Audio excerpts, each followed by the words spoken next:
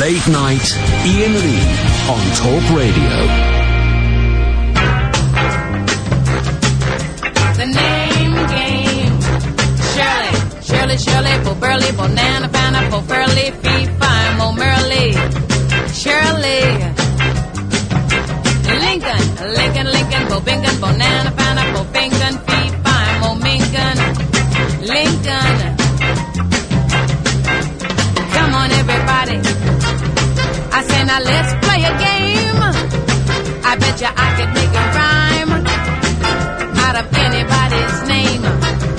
The first letter of the name, I treat it like it wasn't there. But a B or an F or an M will appear. And then I say Bo, add a B. Then I say the name, then banana, fan, or an phone. And then I say the name again with an F, third plane, then a P, Phi, and a Mo. And then I say the name again with an M this time, and there isn't any name that I can't rhyme.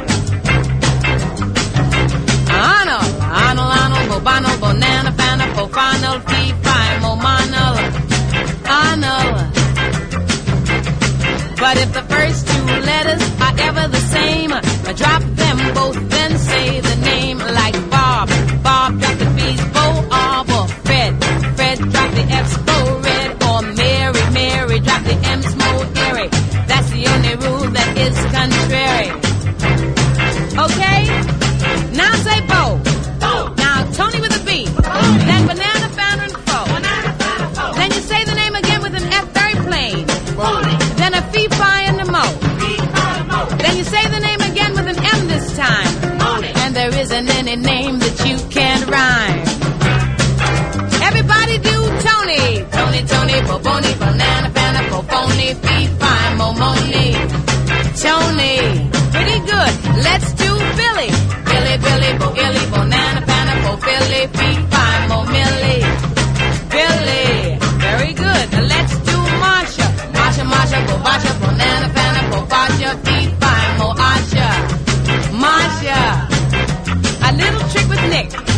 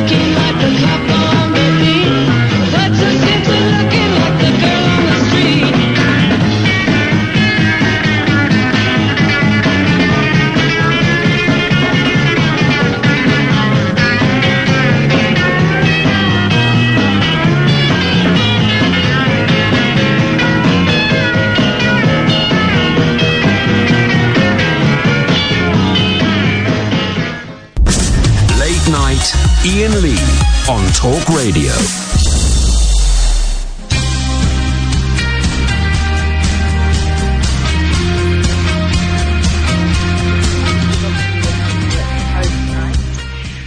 But in the meantime, you can still give us a ring on 0344 499 1000. That's 0344 499 1000. So while I'm speaking, Iain is downstairs trying to get everything else to work. But I'm pretty sure that sooner or later we will manage to get our act together. In the meantime, Sam, are you still there? I'm here, yeah. Is anyone on the phones yet? I can put a couple through, yeah. All right, yeah, let's have a call through and I'll have a chat with someone while we wait. Roger should be there now. 499 1000, of course, is the telephone number. Hello, who's there on the phone? Hello, Catherine. Hello, Iain. Hey, well, Iain is not here at the moment. He's downstairs. What have you got for me tonight? I had some Alexa off before. Oh, blimey. You're going to tell the offer how I spoke to my Alexa now. Hey, yes, I am, Roger. I've just recognised your voice by your surly tone with the help. Now, I saw on Twitter earlier on that your situation's changed. So what's going on? I have some positive news. Now, I don't know if this is nationwide or they're doing it on a local basis. So if anybody's in the same situation that I am, they're better off checking themselves. But I was expecting to find out tomorrow. I was supposed to be giving them a ring tomorrow. I get a phone call this morning to say that all face-to-face job centre appointments have been cancelled. Right, so I don't what does have that to mean worry. for you now? Yeah, it's a weight off my mind. Yeah, so tell me, I didn't realise what was leading up to this. So what's the situation been up to now? Well, I said I don't want to go out as much as I want to go out as little as possible. Of course, right, I get you. Because of my dad. Yeah. He's 70. Is it just you and him now in the house? Yeah, I live with him. Yeah, okay. And I said he's 70, he had a kidney transplant in 2001. Right. So he's on immunosuppressant drugs. So if he gets this, well, it wouldn't be good. So I want to isolate myself as much as possible. I didn't fancy going to places like the job centre. I'm not going into town for the foreseeable future now. Yeah, of course. So you've been asking them, about what to do about it, but they've made a decision independently. Is that right? Yeah. They were having meetings this week. I was told on Tuesday, and it's a case that they're all shutting. They're shutting down here completely for the foreseeable future. So what's going to happen instead? In the meantime, get our benefits as normal. Right, but isn't there? I don't know how it works anymore. But don't you have to go and show your face and tell them what you're doing and report in with them every now and again to be able to maintain those payments? But I said it's complicated because I'm still on job seekers allowance. I'm not on universal credit. Universal credit's all handled online. But I think it's because I'm still on disability employment allowance and not PIPs.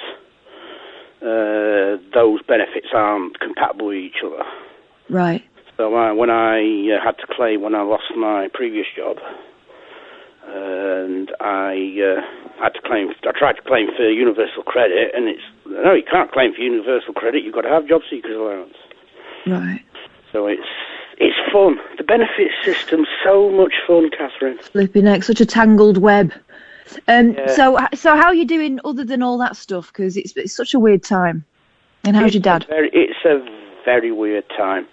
I know Iain mentioned he's not listening to the radio as much as he normally does.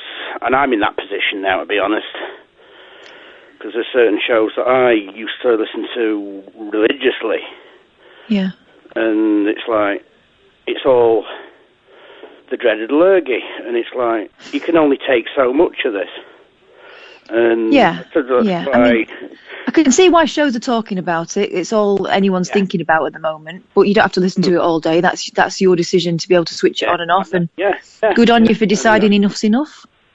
Yeah, got an oasis of calm. And, well, I'll say calm. It's an oasis of lunacy half the time. Every weeknight. Oh, you're a good one. I'm very happy that you and Iain are still broadcasting.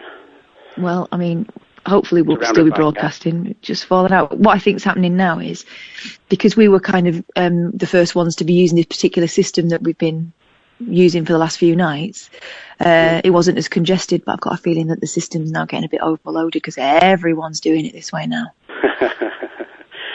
Yeah, it's got to be. It's going to be strange times over the next few weeks. As I said, there's one thing I've got to be thankful for is the little community that's built up around this show over the last few years, and the support that I got on Twitter when I called in earlier in the week was absolutely incredible.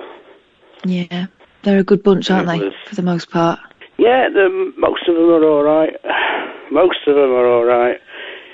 I love them all. They're great. Nice to hear from you, Roger. You take care of yourself. Even Rainbow George to a point. Even though he even though he winds, he's been he winds me up. I get annoyed, but he's a familiar voice, and he's got. It sounds like Dennis Norden. I know. I'm trying. I'm being kinder, Kath. You're a good one. I'm going to let you go, Roger, because I'm hoping we might be getting sorted at some point. Nice to speak to you, though. 0344 499 1000 is the phone number to ring. This is a late night alternative and talk radio, obviously. I'm Catherine Boyle, and normally I'm here with Iain Lee. I am actually here at Iain Lee's house. He's downstairs trying to fix the system, and meanwhile I'm up here using my phone. Anyway, let's see. Have we got anyone else on the phone there, Sam? Yeah, there's Jerry. All right, okay, let's have a word with Jerry. How you doing, Jerry? No, you shut the door, please. I'm after you watching it. It's only a good time. Can you hear me, Kath? No, I'm listening to you on the phone, Jerry, so I must admit I can't hear you very well. But, Can't we say what's Roger? going on with you? What's going on? I don't know, something's alright. Been a crap state all day. Sorry. You've been upstairs all day, did you say? Yeah. Say again. What did you say? You've been upstairs all day? I've been out of this all day, not been able to move. The tablet's on worse. Tablet's not working very fast. Oh, Jerry, darling, I can't hear you very well tonight. Do you think we might be able to speak to you maybe later? Have you just had your meds or something? No, it's just bloody phone. Yeah, well, yeah, and it's also listening to you down the phone as well. It's hard. I've got a new phone, but I can't figure out how to work it. So. No? What's your new phone? It's only 2 for 1 for Argos. Right, well, I can hear you fine now. What's going on? I must have just tuned in. Can you hear me now? Anyway, yeah, I can hear you a bit better now. I don't know whether I'm just getting used to trying to listen hard down this phone or your speech has got a bit clearer. But anyway, how are you doing? Not good. Not good? Not good at all. Have they shut the care home now? No one in and out? Well, I've been for an hour one visitor. Can't take 2 visitors. No. It's probably for the best though, isn't it? And germ bags. It's crazy. Yeah. Dancing in the moonlight, everybody's feeling warm and bright. It's such a fun. Coming down. In the moonlight, dancing in the moonlight, hype with Top Loader. This is Talk Radio. Late night, Iain Lee on Talk Radio. 0344 499-1000, the late night alternative. Thank you, Sam. My God, there's Catherine upstairs in my boys' bedroom. The boys aren't here, don't worry, it's not that weird. Doing the show on WhatsApp. And me and Sam are using this. Let me be geeky for 30 seconds, because some of you will get a thrill from this, some of you won't. Using this brilliant app, IPDTL, right? I'm paying for it. I'll ask for a little refund after the last 20 minutes. It's this app that basically turns my computer into an ISDN line, turns it into a high-quality, high-speed phone line, and it just generates, you get in there, you log in, and it generates a number, and Sam has to call me on that number, and it was not connecting. And I was just generating number after number. Don't worry, Kevin, I will be sending you an email tomorrow. Not to complain, we just need to work out what's going on. Kevin's the guy that runs the company. It's brilliant. You're helping him refine his system. Oh, God, and also, this is still brilliant, right? And it sounded great on WhatsApp. I could hear a bit of it. It sounded great. So these are still really, really early days. But also, every tosser is doing their show from home now. We were the first. And now Mayo's doing it. All these other people are doing it. I don't know anyone's names. All those guys. Can you ask your friend there, though, to give us like a hotline that no one else can touch? Oh, Kevin, give us a hotline that no one else can touch, please. I beg of thee. Welcome, Sam. Thank you so much for your patience and your diligence. Yeah, you managed to finagle it slightly. 0344 499 1000. Thank you to everyone who was watching that on Periscope and heard me drop the C-bomb a few times. Apologies there. And also heard me drop my guts quite a few times as well. No apologies. It's my house. Iain is on the line. Iain, welcome to the Late Night Alternative, the last bastion in the Armageddon. What can we do for you, my friend? Oh, wow, what an intro. Hi, Iain. Hi, Cass. How's it going, okay? Oh, it's all right. It's all right. Is it okay? Yeah, just basically, all I want to say, I'll be 51 in a couple of years. Here's what I'm going to do, by the way, Iain, just to say, for people watching on Periscope, I'm going to draw pictures of some of the callers, and I will show them. Periscope.tv/Iain Lee. I will show you what the pictures... You can go and get your own pad. I've got mine. I brought mine. Okay, Iain, carry on. You're 51, you say? I'll be 51, yeah, in a couple of hours' time. What I wanted to say, I'm not bringing the show down too much, but I phoned you back in the summer because I lost my mum and my little brother in a short period of time over the summer last year. And it's just, I don't know, things are starting to get a little bit better now. I struggled over Christmas time, big time.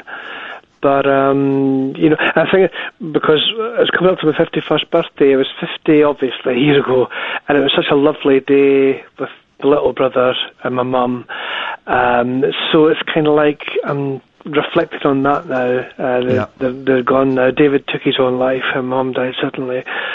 I remember you calling. Yeah, I did call. I remember very few of the callers. I do remember you calling in. I called at the time. Yeah, Iain. I was totally lost. But I called you. I was totally lost. I had nobody. You know what it was? I didn't have anybody because I'm one of these people that just does their own things. Alone, you don't really have much people to talk to. But yeah, all of it. Are you suggesting? And tell me if I've got this wrong. That perhaps you are turning ever so slightly. You can see the corner in the distance, and you're about to approach it and start turning it. Yes. Brilliant. Yeah. Brilliant. Yeah, because it's been a difficult 9-10 months. But yeah, there's so many things, you know. I mean, I've still got to sort my little brother's house out, and that's really difficult because I mean, I have to keep going to the house, and it's all these personal belongings there, and I'm on my own. I don't drive, so I don't have anybody to help. And my solicitor's she's been really good, trying to kind of help me get these things sorted out. But I'd like to say it's lingered on for a long, long time. But the thing is, though, Iain, all I wanted to really say was anyone who's got a sibling and a mother, never ever take them for granted, because I did. I thought my mum and brother, like I said, David was only 43, and you know what I mean. He wasn't only my brother; he was my best friend. And you know, I'm quite a loner, so I don't have a lot of friends. And you know what I mean? It's losing him was, always the worst thing that could ever happen to me in my life. I think, with what is going on in the world at the moment, that people are thinking, are naturally thinking what you are suggesting, not to take people for granted and to, be aware that this ride ain't forever and it ain't even that long. That's it. I know, but I'm glad things are improving, Ian. They'll dip again. Going through someone's house is a tough old thing. It's difficult because all these personal stuff's there, and I've got to get rid of it all, and it's really difficult. You know what I mean? Yeah.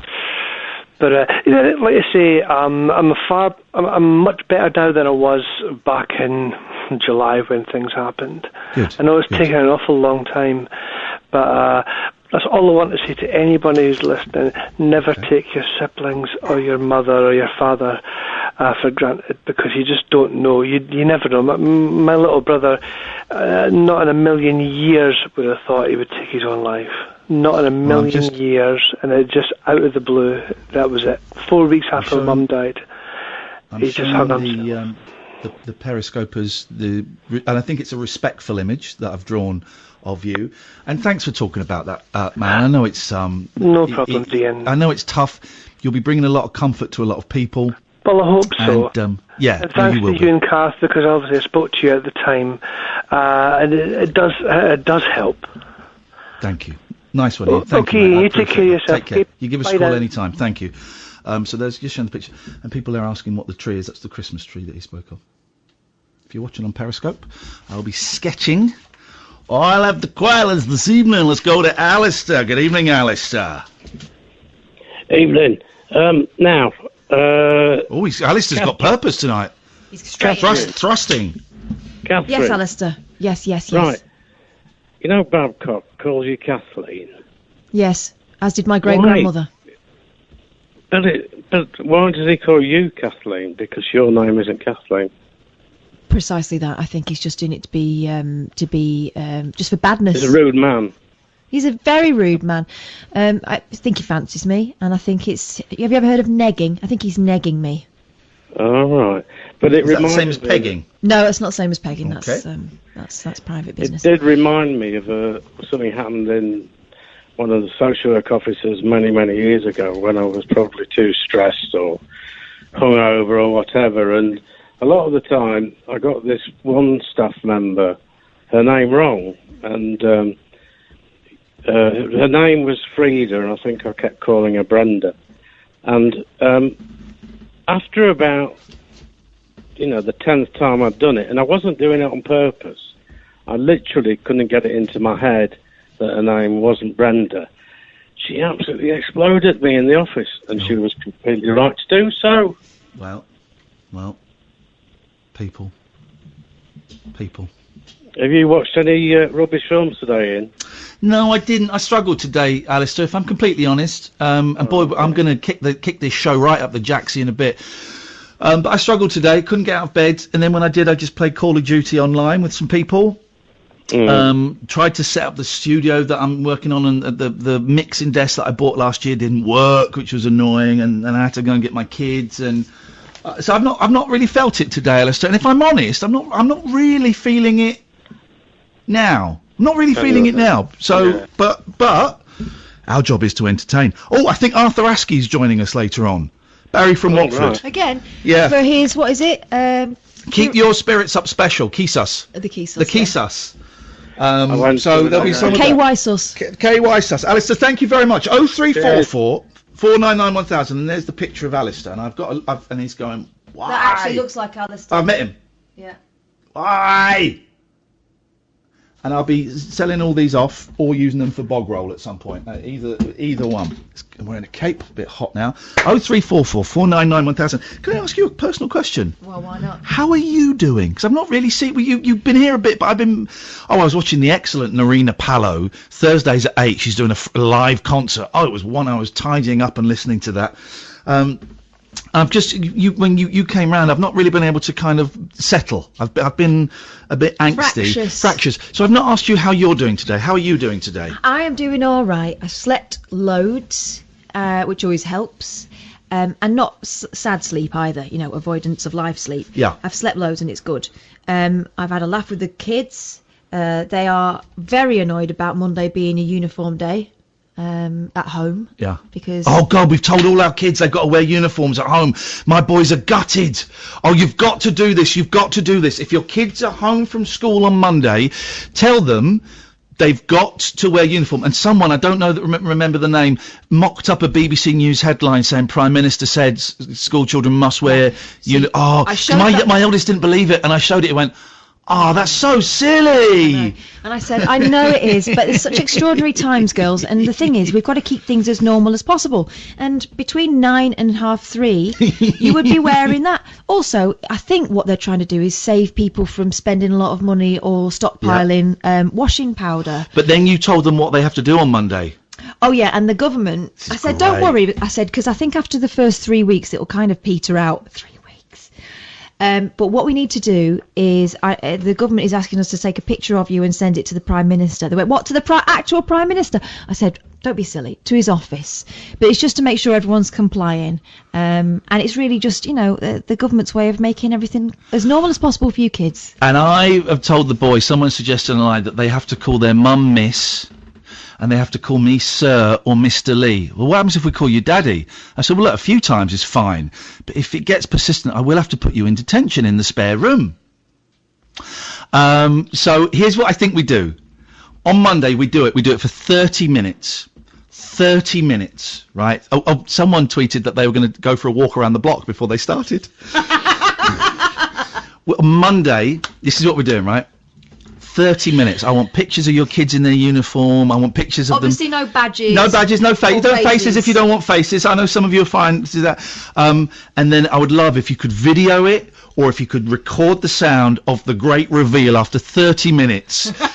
That would be wonderful, and we'll play them. We'll play them out, or we'll retweet them, whatever we'll do. But if you can get the moment where you go, guys, what are you wearing your uniforms for? Well, it's the law. No, it's not. I made that up. Oh, Mum! The best thing is, right, there's always a daft mum or dad that the kids will never believe, and there's always a sensible parent, right, the grown up. Yeah. Now, in my case, you'll be surprised to know I'm not necessarily the one that's trusted. No. But I've managed to commandeer the sensible grown-up. He's into it as well. Oh my God, he started it, so they completely believed it. My ex was like, oh, I don't know. And then she came in, and the boys went, Mummy, nice to see you. We've got to wear school uniforms on Monday. And she looked at me and went, yeah, I know, but it is the law.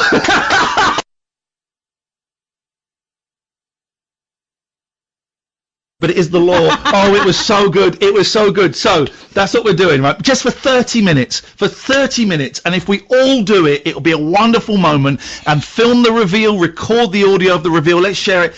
Monday's going to be a tough day for so many people. So let's have a laugh, and let's hopefully get some really funny videos of kids getting angry with their parents and shouting at them, and we'll retweet them. That'll be great. I did have to stifle a laugh when I was saying, well, it's just for the first 3 weeks and we'll be done. Oh, dear. 03444991000 is the telephone number. Oh, we just went too loud and cut out for 10 seconds. I'm so sorry, guys. So sorry, guys. It's what you missed. We're going to go quieter. So we're going to do it. We're going to get Ixnay on the Owdley. We're going to do it soft. Yeah. Soft. Is that Elef? Hi. Hello. Hiya, guys. How are you? Now, hang on a minute. This is Elef, who produces so many wonderful shows, and mine. Well, we have to talk to her about that. But when you were in the other day, I was calling you Elef, and you never. It is Elef. No, it is Elef. It's me getting it wrong. So yeah, I was right, and you. Is northern. Here's the thing, Elef. Kath told me off. She said, "You do know it's Elef." I went, "Oh no." No, you were calling her Alice or something. I was not. No, I wasn't.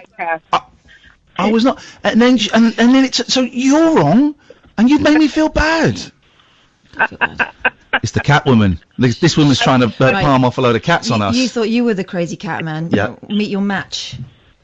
I How know. Many are you picking up? What is it? 24 you're going to pick up next week? No, we've got them. We got them all today. 24. So this is Florrie's Friends Rescue that I'm the fundraising manager of. which is where I got my 2 lovely Romanian moggies. But obviously we try and help cats in this country as well. And we got a call from the RSPCA today because they're really understaffed, asking if we could go to a flat in Kent where a woman had 24 cats in a 1-bedroom flat. 24 cats in a 1-bedroom flat? I bet that was a little bit stinky.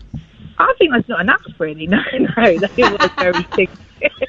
It was very stinky. They were well looked after. I mean, as well as they could be. But yeah, she was holding them. So we've had to remove them, unfortunately. But been finding some foster homes, and some, a lot will be up for adoption. And it got me thinking that, it's a really miserable time at the moment that everyone's stuck in. I'm one of them. From my normal life, to be honest, but we won't go into that. But it's a good opportunity to foster a cat. So we'd love anyone that was up for it to get in touch with us. We're on floriesfriendsrescue.org. Say it again and spell it. Yeah, so Florie, FLORIS, friends, rescue.org, O-R-G. You don't want any of my listeners with the cats. God knows what they do to them. They'd be violated.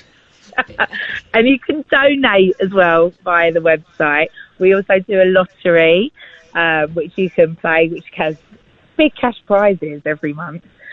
Big hash prizes? Cash. Cash, I thought you said hash. Not that kind of lottery, mate. Hash brown prizes. Corned beef hash prizes. But yeah, so but it got me thinking, right, that wouldn't it be good if, especially some of these old people that are locked up now for the foreseeable future, if we could give them a cat to, relieve their stress? Hey, it's a good idea. Let's do a competition. Are you an old person? If you can phone up and answer a very simple question, we'll send you a cat in the post. Yeah, in the post. Yeah. That's not a bad idea, is it? But no, seriously, we're thinking that if there was someone that wanted a cat, either to foster or adopt, I'm going to try and get some sponsorship to provide a starter pack with a litter tray, litter, some food, because I know it can be miserable, especially if you're on your own. And in all seriousness, my 2 cats are getting me through it because I've been quarantined now for 6 days. So, it is good. One of your cats was pooing on the bed, though, wasn't she? She packed that in. When she pooed on the cancer patient. Yeah, right. She pooed on a cancer patient? Tell him the story. Is that like a sort of holistic treatment or something? No, so my friend, really sadly, has got breast cancer, and she phoned me up with the news, and I said, listen, get yourself round here. Don't worry, we'll look after you. Come round. Yeah, I won't come to you. You, cancer, you come round here. No, because she lives with her parents, and it was all getting a bit much. So you come to me. I won't come and visit you. You're poorly. You come to me, girl. Stop it. You're such a fun. Anyway, so she came and stayed, and I said, I've made all the spare room up nice for her. And then the cat usually sleeps with me, but I got up in the night, and Bessie, our name and shame, was at the end of her bed, and I thought, oh, how sweet, she's keeping her company, she's having a cuddle. A couple of hours later, I can hear some movement in the bedroom, and I get up, and my friend's taking the sheets off. And the cat has pooed all over, and she even had poo on her face. It was a brown cuddle. Poo on her face. Oh, God. Oh, no. So that's the bedside mate. So, so who wants a cat? These cats, they're really nice. Flipping it. I'm just going to turn our gain down a bit, because that might be causing the problem. Oh, my God. Don't, because when you sent that picture of all the cats, part of me's thinking, yeah, I'll take them. I'll have them all. I know. I'll have them. My 4 won't mind. I'll have them all. But, do you want to tell her that she's sacked? No, we'll have a conversation another time. Elif, I know you were producing Kath, right? I know, yeah. I was off. I think I'm doing Fridays because of the way things are set up. Is that okay? That's fine. That's fine by me. I'll just phone up and talk about cats instead. Phone up any time. I feel really bad. It's just because it's so weird. Just because we're doing it in my house and Kathy's coming round here, certainly for the first couple of Fridays to do the show here. I thought, well, I might as well do it. But these are weird times, and I kind of feel a duty to come on and dick around. But we need to do something, the three of us together. We need to work together because we both think you're fab. Yes, we will do. Let's do it. All right. Thank you. All Nice right, to talk lots to of you, mate. love. Thanks a lot. Have a good Take care. day. Bye-bye. Bye-bye. Bye. 0344 499 1000. If you've ever sacked anybody on air without them knowing that was what was coming, then please do let us know. This is the Late Night Alternative, weeknights from 10 on Talk Radio. Late Night Iain Lee on Talk Radio.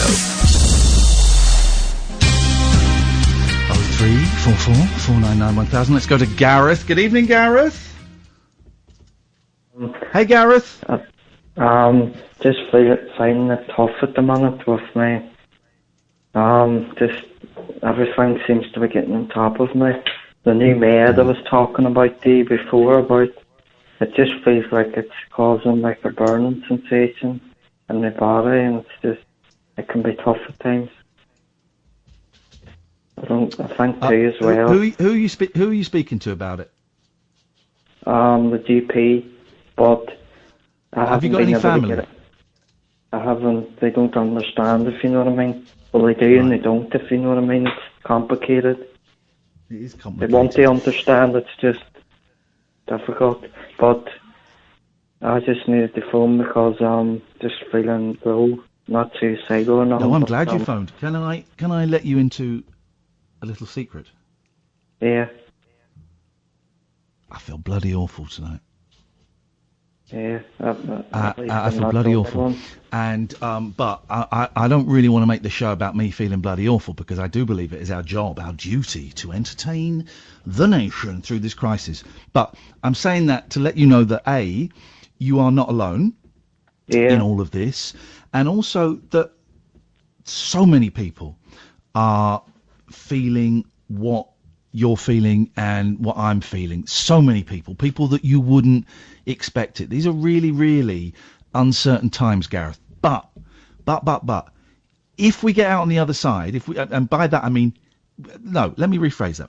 When we get out on the other side, as you and I will do, this nonsense will go. Things will change forever, I believe, but I think there will be a lot of changes that will be for the good.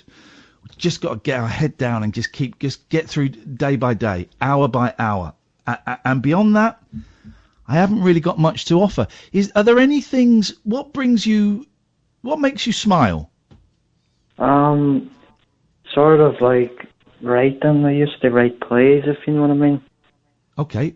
And why don't you write a play? And I know that sounds flippant, but why don't you write a play? That makes sense. Do you know, I don't know if you've ever, I know you're not a doctor, it sounds a bit silly, but did you ever, when you were on, if you were ever on medication, I shouldn't even be asking this, but I'll give it a go. Did you ever get like a burning sensation or experience it? In what, where? In your body, like your arms and your body. No, I didn't get that. But that could be stress. That could be actual stress. You know, I tell you what I've got a knot in my stomach that I've had for a week, and it won't go. Go. And it's really, really tense, and it's really tight, and I've tried meditation, I've tried breathing exercises, and it's just there constantly. It's not. And it's my body is just gripping on because it's terrified. And I would imagine, again, I'm not a doctor, I would imagine that's the same thing, a similar thing that might be happening to you. Yeah. At the end of the day, I've come through worse, and I'll just get there and end up. But it's reassuring that you told me that. It fills me with a bit of reassurance, because I think that's half the battle with me. Just the reassurance. Do something that you enjoy. Yeah. I played Call of Duty for an hour today because I enjoy it, and it took my mind off stuff for an hour. Then I went up and I managed to read upstairs for 25 minutes. Try and find things that you enjoy and do them. Instead of focusing on forums and stuff to do with Get off the internet.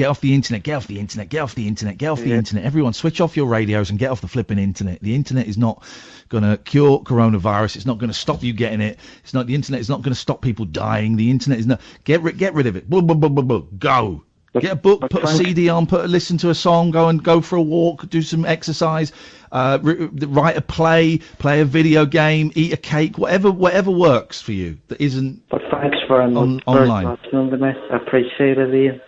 Nice one, Gareth. It's always nice to talk to you, mate. I look forward to the next one. Thank you. Let's go to Doug. Good evening, Doug.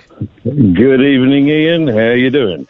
I'm ringing as a first-time caller. I don't know how much weight that carries these days, but well, it doesn't carry any. But it depends how long you've been. It depends how long you've been listening for.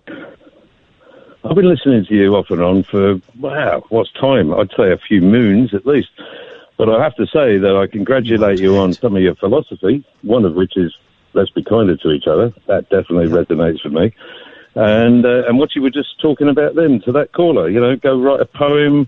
The only thing is you sold yourself a bit short with the internet thing, because I listen to you on the internet. If I was to shut that down, I would never hear you again. Yeah, you're right. I mean kind of like Twitter and social media and forums. Yeah, and that's like good. Yeah. I mean, if you want to listen to the radio, you want to play video games, you want to watch pornography, then the internet is the place to go. I'm also very glad that you teamed up homebound with an open fire, I believe. That was the case last night? Open fire? I had an open fire yesterday. We've got some very serious marshmallowing complaints. and all that. Marshmallows? I don't think you can do that anymore. Well, no marshmallows on the fire? I don't like marshmallows. Oh, okay. Is it marshmallows or marshmallows? It's mallows. Oh, I was £10 palm brought up in Australia. It could be anything. I pronounce croissants. So my boy found it hilarious. We were listening to the radio, and a guy said, and it was the news, and we are asking everybody to avoid cafes and restaurants.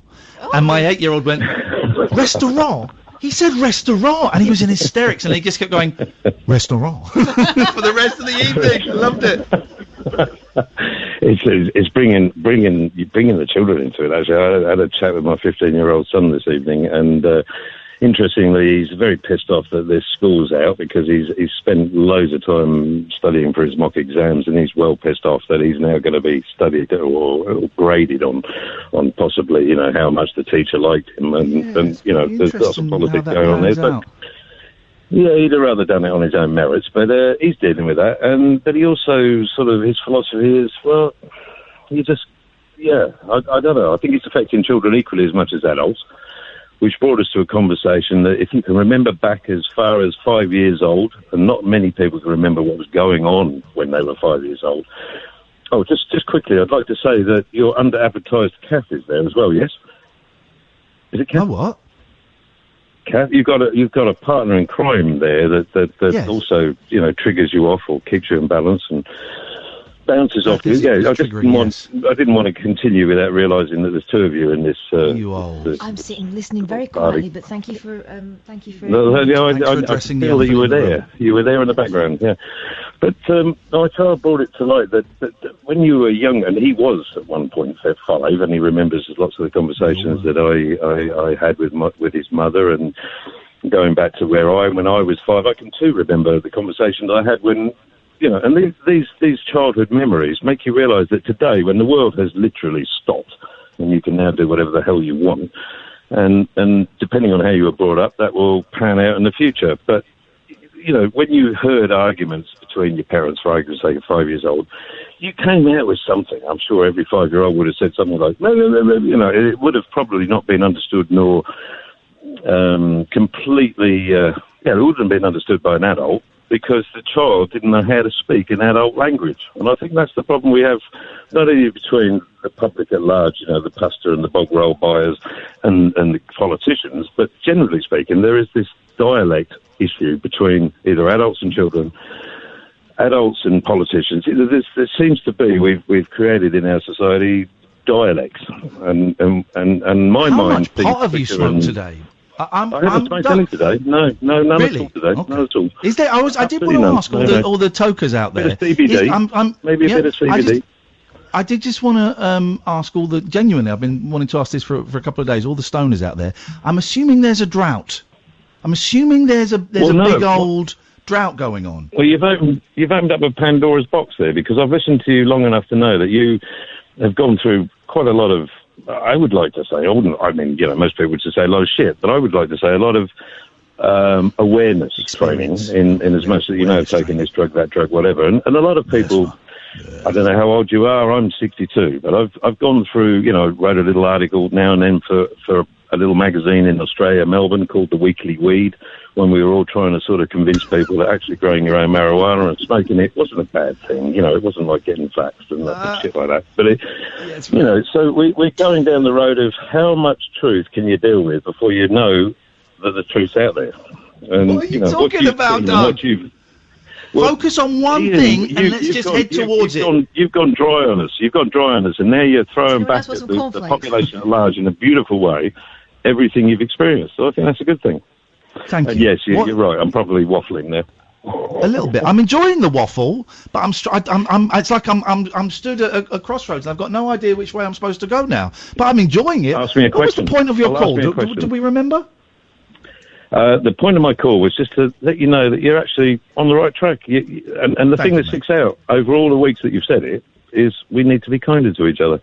Don't we? And I really can't see evidence of that when I see people buying 400 packets of pasta, and I can only hope they have a wheat allergy. I can see loads of it. Yeah, no. I can see loads of it. Yeah, there are some idiots, and there are some really selfish people that are going out buying all the stuff. They're idiots.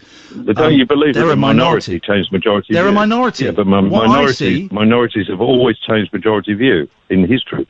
Be it the suffragettes or whoever, they that's nonsense. But an idea starts with one person. I wouldn't say nonsense, but I understand what you're saying. But but it is because an idea starts with one person. Now, an idea is like a virus. If it's a strong one, it will catch on. And strong doesn't necessarily mean good. It could be a nasty one, like Nazism. That caught on really, really well.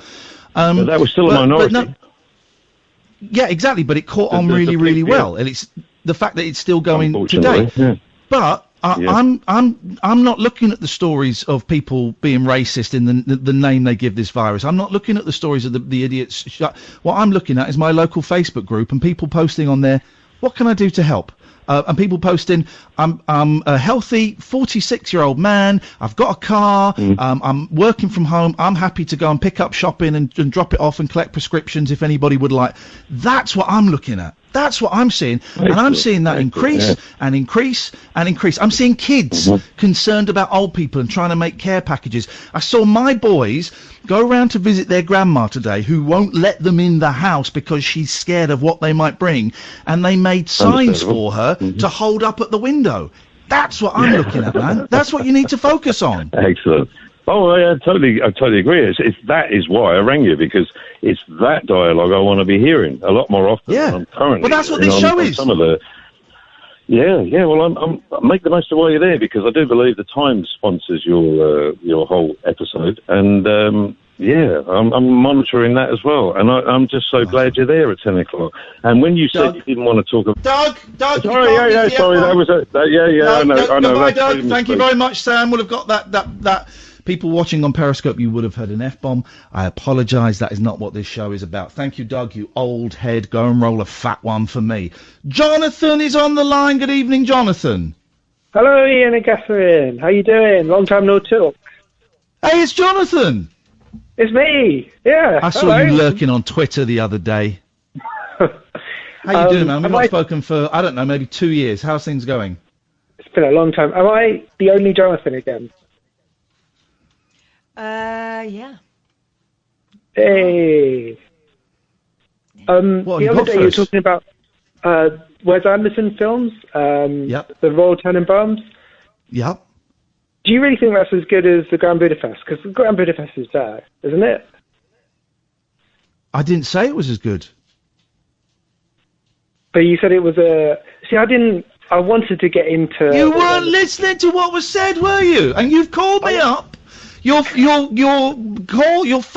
comeback call, and you're going to get egg all over your smug little face. You did not hear what I said.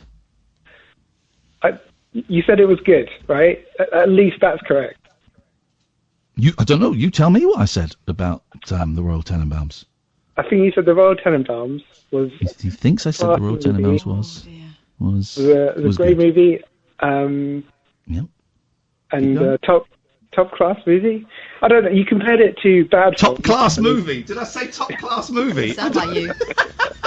Unless you said it in German, you do say that quite a lot. I think the Grand Einfach klasse. Yeah. The Grand Budapest Hotel is technically better, is certainly more ambitious, and is a great movie.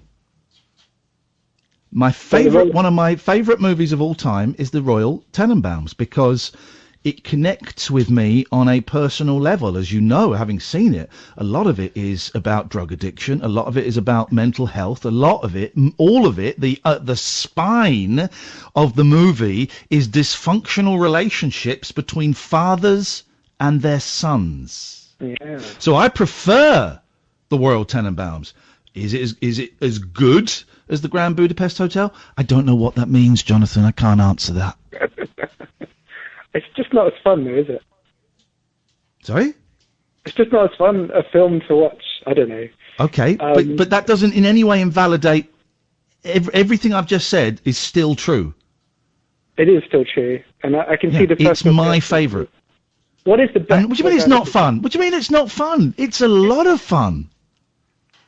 I feel like I was expecting something like the Grand Budapest Hotel, and that has a certain sort of rhythm to it, and the Royal Tenenbaums is just kind of like doom. It's just a kind of straight at you. Doom. Yeah. Yes, it's raw. It was much rawer. Actually, now I think about it, you're wrong.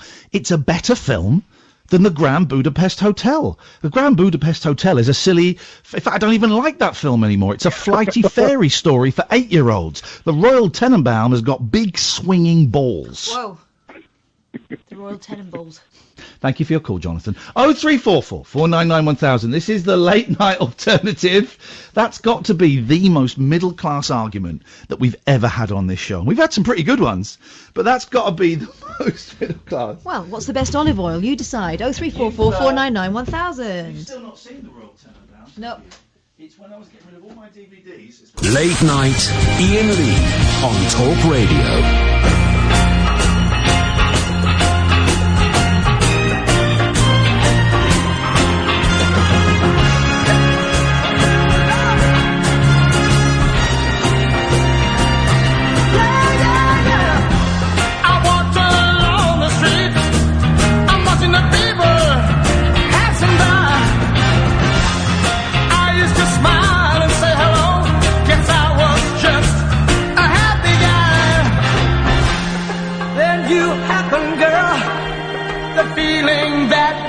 Possesses me, yeah.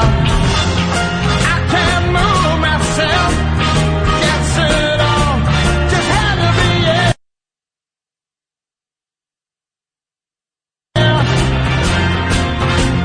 Oh, I can't see nobody, no, I can't see nobody. My eyes can only look at you.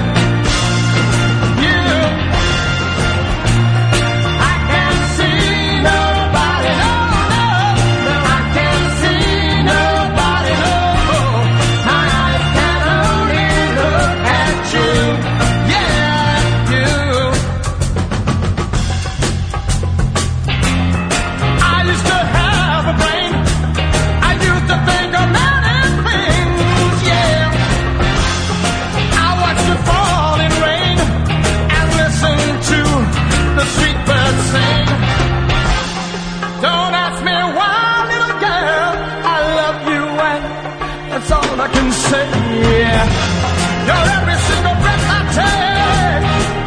You are my night, my night and day. Oh,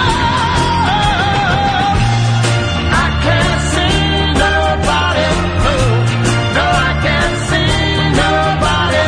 Oh, my eyes can only look at you, baby, you.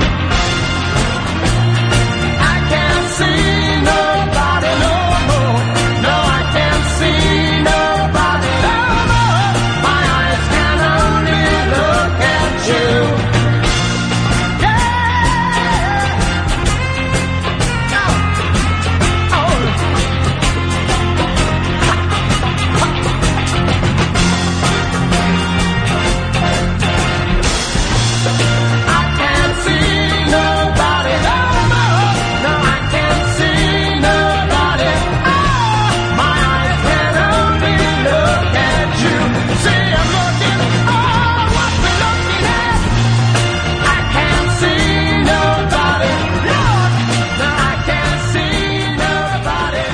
Go 03444991000 is the telephone number if you want to give us a call. Let's go to Richard. Good evening, Richard. Evening. Been a long time. How are you doing, Richard? You all right? Yeah, I'm good. Cheers. How about you? The vibe is not strong tonight. Okay, I'm trying. Let me just say to the. Hang on. Let me go. Everyone just call it. The people watching on Periscope, I can't make the callers any louder, I'm afraid. That's as loud as they're going to be. And if that's not loud enough, there's not really anything I can do with this little homebrew setup. I will have a little think, but it's coming through those headphones loud and clear. And I wonder. Hang on a minute. Let me just try something. Kath, could you just talk? Could you just talk? 1 2 1 2. Hello, hello. Z z z. Keep talking? Yes, hello. Yeah, I mean, that's the best I can do, I'm afraid. Ladles and jelly spoons. Richard, what have you got for us? Well, just on that, I was going to say, you know, it's always important to remember that no matter how bad you feel right now, you might not feel like that tomorrow. So, thank you, mate. I appreciate that. That's very kind. Yeah, you're absolutely right. This too shall pass, etc. Yeah, always does. Yeah, I was following up from the guy whose dealer is clearly not in self-isolation. About the coronavirus. So I'm working from home at the moment, and I popped to the petrol station yesterday morning to get some stuff before I started work for the day. And he said to me, you know what it is, though? This coronavirus, the tax man. The what? The tax man? Yeah. But I had to rush back because I had a call at 9, that I had to be on at 9 a.m, so I didn't get a chance to actually ask him any further. But he said, you know what the coronavirus is? It's the tax man. Yeah, he said, you know what's causing it? It's like, you know, they're saying this China stuff, but it's the tax man. Gosh. I have literally no idea what to make of that. Your listeners or anything had any ideas, because I really wish I'd had the time to actually ask him, you know, does he mean this is God's tax on Earth, and that God wants 3.6% payment up front? I think he specifically meant HM revenue and customs. Oh my goodness! Wow. I mean, I've had some fiery letters from them, and I even had a phone call once. But a deadly virus? Seems a little heavy-handed. Yeah, a global pandemic. So yeah, I'm kind of tempted to go in at the same time in the morning and just be like, yeah, can you elaborate on that a bit further? Mate, Richard, you have to do the research. Maybe this guy knows all. Go in there tomorrow if you can and find out what the hell he's talking about and report back to us. This could be the next award. Well, hopefully one of your listeners will maybe maybe someone is high ranked at HMRC is listening, and they know that they've caused a global pandemic for tax. Most of our people, listeners, Richard, don't have employment for personal reasons, but we'll see. Richard, thank you very much indeed. 03444991000. Anyone that comes on and calls it the China virus or the Chinese, or anyone that tweets me that, blocked. Just blocked straight away. I'm not having that. And I mentioned that on Twitter. My God, it brought out some absolute scumbags. I thought it was very helpful for my block list. Absolute scumbags. There was one that was just, their whole feed was reporting on, where did Robbie Williams do that big concert near Milton Keynes? Oh, the Bowl. No, the other place, the old house. Nebworth. One was, I think, was local Nebworth News, and they posted a picture from Father Ted, I guess it was, doing the Chinese, doing the eyes and the thing, which is from the context of the episode is, but me saying I don't want, I've got a niece and nephew who are a quarter Chinese, and any Chinese racism, boom, you're getting blocked. For him to just send that, the Nebworth local Twitter news feed, to send that, blocked. So you're a racist now, Father. It is, I mean, oh God. So if anyone comes on and says that directly, you're off the show. I'm not having that. And if anyone tweets it to me, you're off the show. I'm not having, what are you looking up? I want to see it because I want to... Type in Iain Lee Nebworth. I'm just not having that. We're not having any of that. No. Okay. Well, maybe it wasn't that. Let's go to Paul. Good evening, Paul. Hello, Paul. Hello, Paul. Okay, we'll say goodbye to Paul. Let's go to John. Hello, John. Evening, Perry. How are you doing?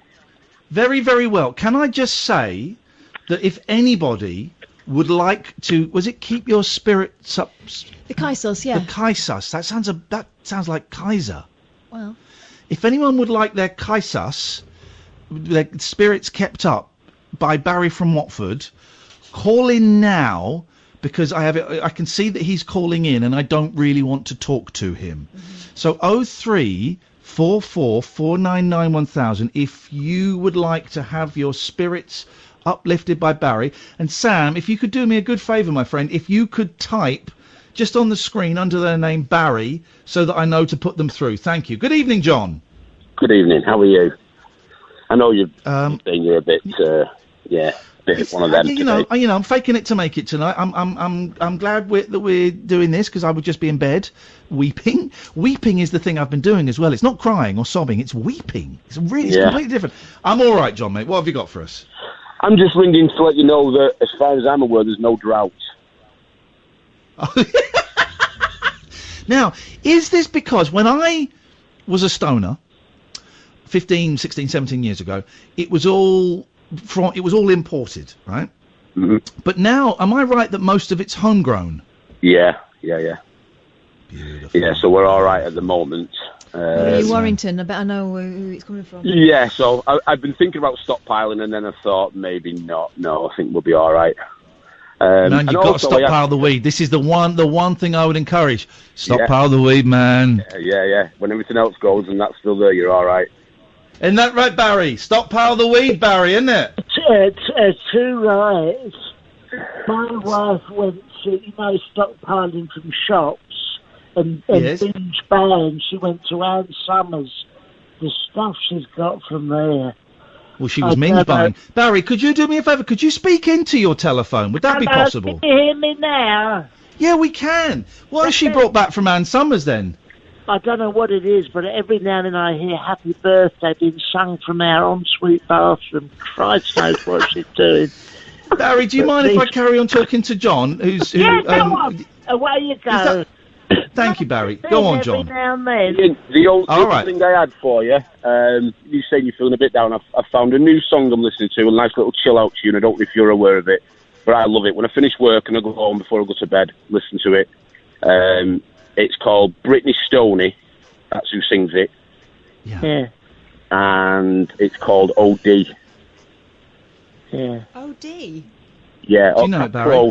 Capital D. O.D. For chill out. O.D. Yeah, it's not what you think. Everybody's trying to keep happy. We're trying to keep happy.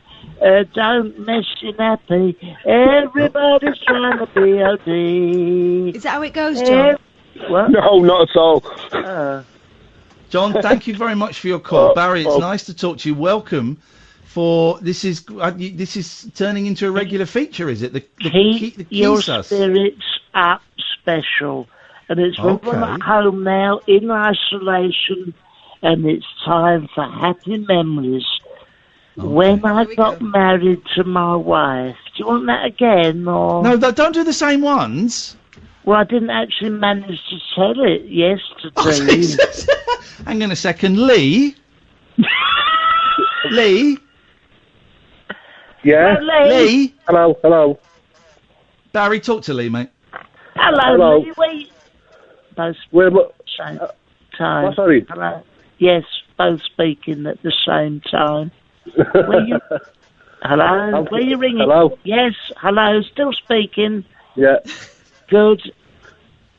Yeah, good. Where are you phoning from, Lee? I'm phoning from Liverpool. Oh, I love it. Love the place. Wonderful people. Very, very generous, open-hearted people, aren't they, in Liverpool? Yeah. What did you want to talk about, Lee? Well, I wanted to talk to you. You see, I'm talking about it. Well, I've heard all the radio stations are going to play "You'll Never Walk Alone" from 7:45 tomorrow morning. I was just wondering if this is going to be playing it. Talk radio. Ian, what do you think? No. I've heard it. No. Oh, no, just... No, loads of radio. Why? Just... What? Why is everyone playing it? Because it's... Everyone's literally walking alone right now. I know. But... They might as well play REM, It's the End of the World as We Know It. That's more appropriate, surely. Yeah. No, but that's, if you read up about it, it does tell you, like, why they're playing it. It's to spread, like, to battle this coronavirus. To spread the coronavirus, they're playing You'll Never Walk Alone. Seems very responsible. Listen, we're all in it together, aren't we? We're all exactly. In it together. We should have... If you want a Liverpool song, we should have All Together Now by The Farm. That would encourage people to get together. Lee. Yeah? I recently, this is actually true, I was in Liverpool and I went to the Cavern. Do you know it's where a band called the Beatles plays? Yeah. And I went there, and during the day you can go wonderful value. They'll play all the Beatles numbers. Please, Please You, Corporal Pepper's Lonely Heart Club. Did you say one called Shut Up? Shut Up, that wonderful one they done. Shut Up by the Beatles. Boom Bang a Bang Bang by the Beatles. Inky Pinky Ponky, Farmer Bought a Donkey by John Lennon. By the Beatles. Oh, by John Lennon. By the Beatles. Lennon done it originally. And I went in the toilet there, and I swear to God, as I live and breathe, I sensed Paul McCartney in the toilets there. And it was such a sad demise when he went, and I swear he was in that toilet. Hello? Hello, yeah. So he was in the toilet. What else did you do with him? The ghost of Paul McCartney was in the toilet. Wow. Oh, the ghost, he's not dead. Eh? He's not dead. Oh, sorry, the other one. The other one, it was... Oh. Ringo Lennon. Ringo. John Lennon. Yeah, he was in the toilet in the Cavern. And you know what he said to me? I said, is that the ghost? And he went, yeah, let it be. And I said, well, all right, if you open the window, I will too. But it was awful. Imagine there's no people. Lee, thank you very much for that. We're having a nice little chitty chat. Do you want to speak to a couple of the other callers? You're wonderful. Wasn't he lovely? What a lovely fella. Lovely gentleman. Let's go to... Oh, you'll like this. This is Barry. Say hello to Dreamweaver. Hello there. Hello, Barry. Love you. Keep your spirit up special. What funny things we got to tell us, Dreamweaver. We've got Barry from Watford and Dreamweaver from somewhere else. I'm looking for some spiritual needing from you. I'm looking for some knowledge from you, something to uplift the elder people that are around the area. What can you suggest? Spiritual uplifting thing from elder people who are around. Yeah, they're around about. Okay, try to be more specific. But I've got some elder people who are around, and I've got Cilla Black coming through. No, it's Cilla Black's PA. She says Cilla doesn't speak. I knew she couldn't sing. I didn't know she couldn't speak either.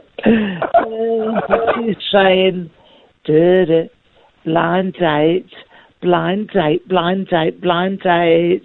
Come on, join me. Blind date, blind date, blind date, blind date, blind date.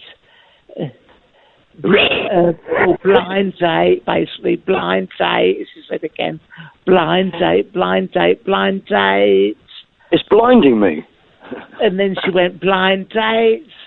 And then she said, blind dates again. And then she went, blind date. Blind date, blind date, blind date. She said, Cilla. She did a lot of that. she did a lot of that. Yeah, she did. Yeah, bless She her. went, then she said, what she said, surprise, surprise, the unexpected hits you between the eyes.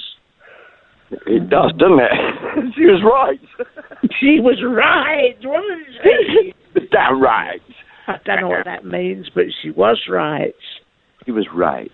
She was right. Cheering anyone up.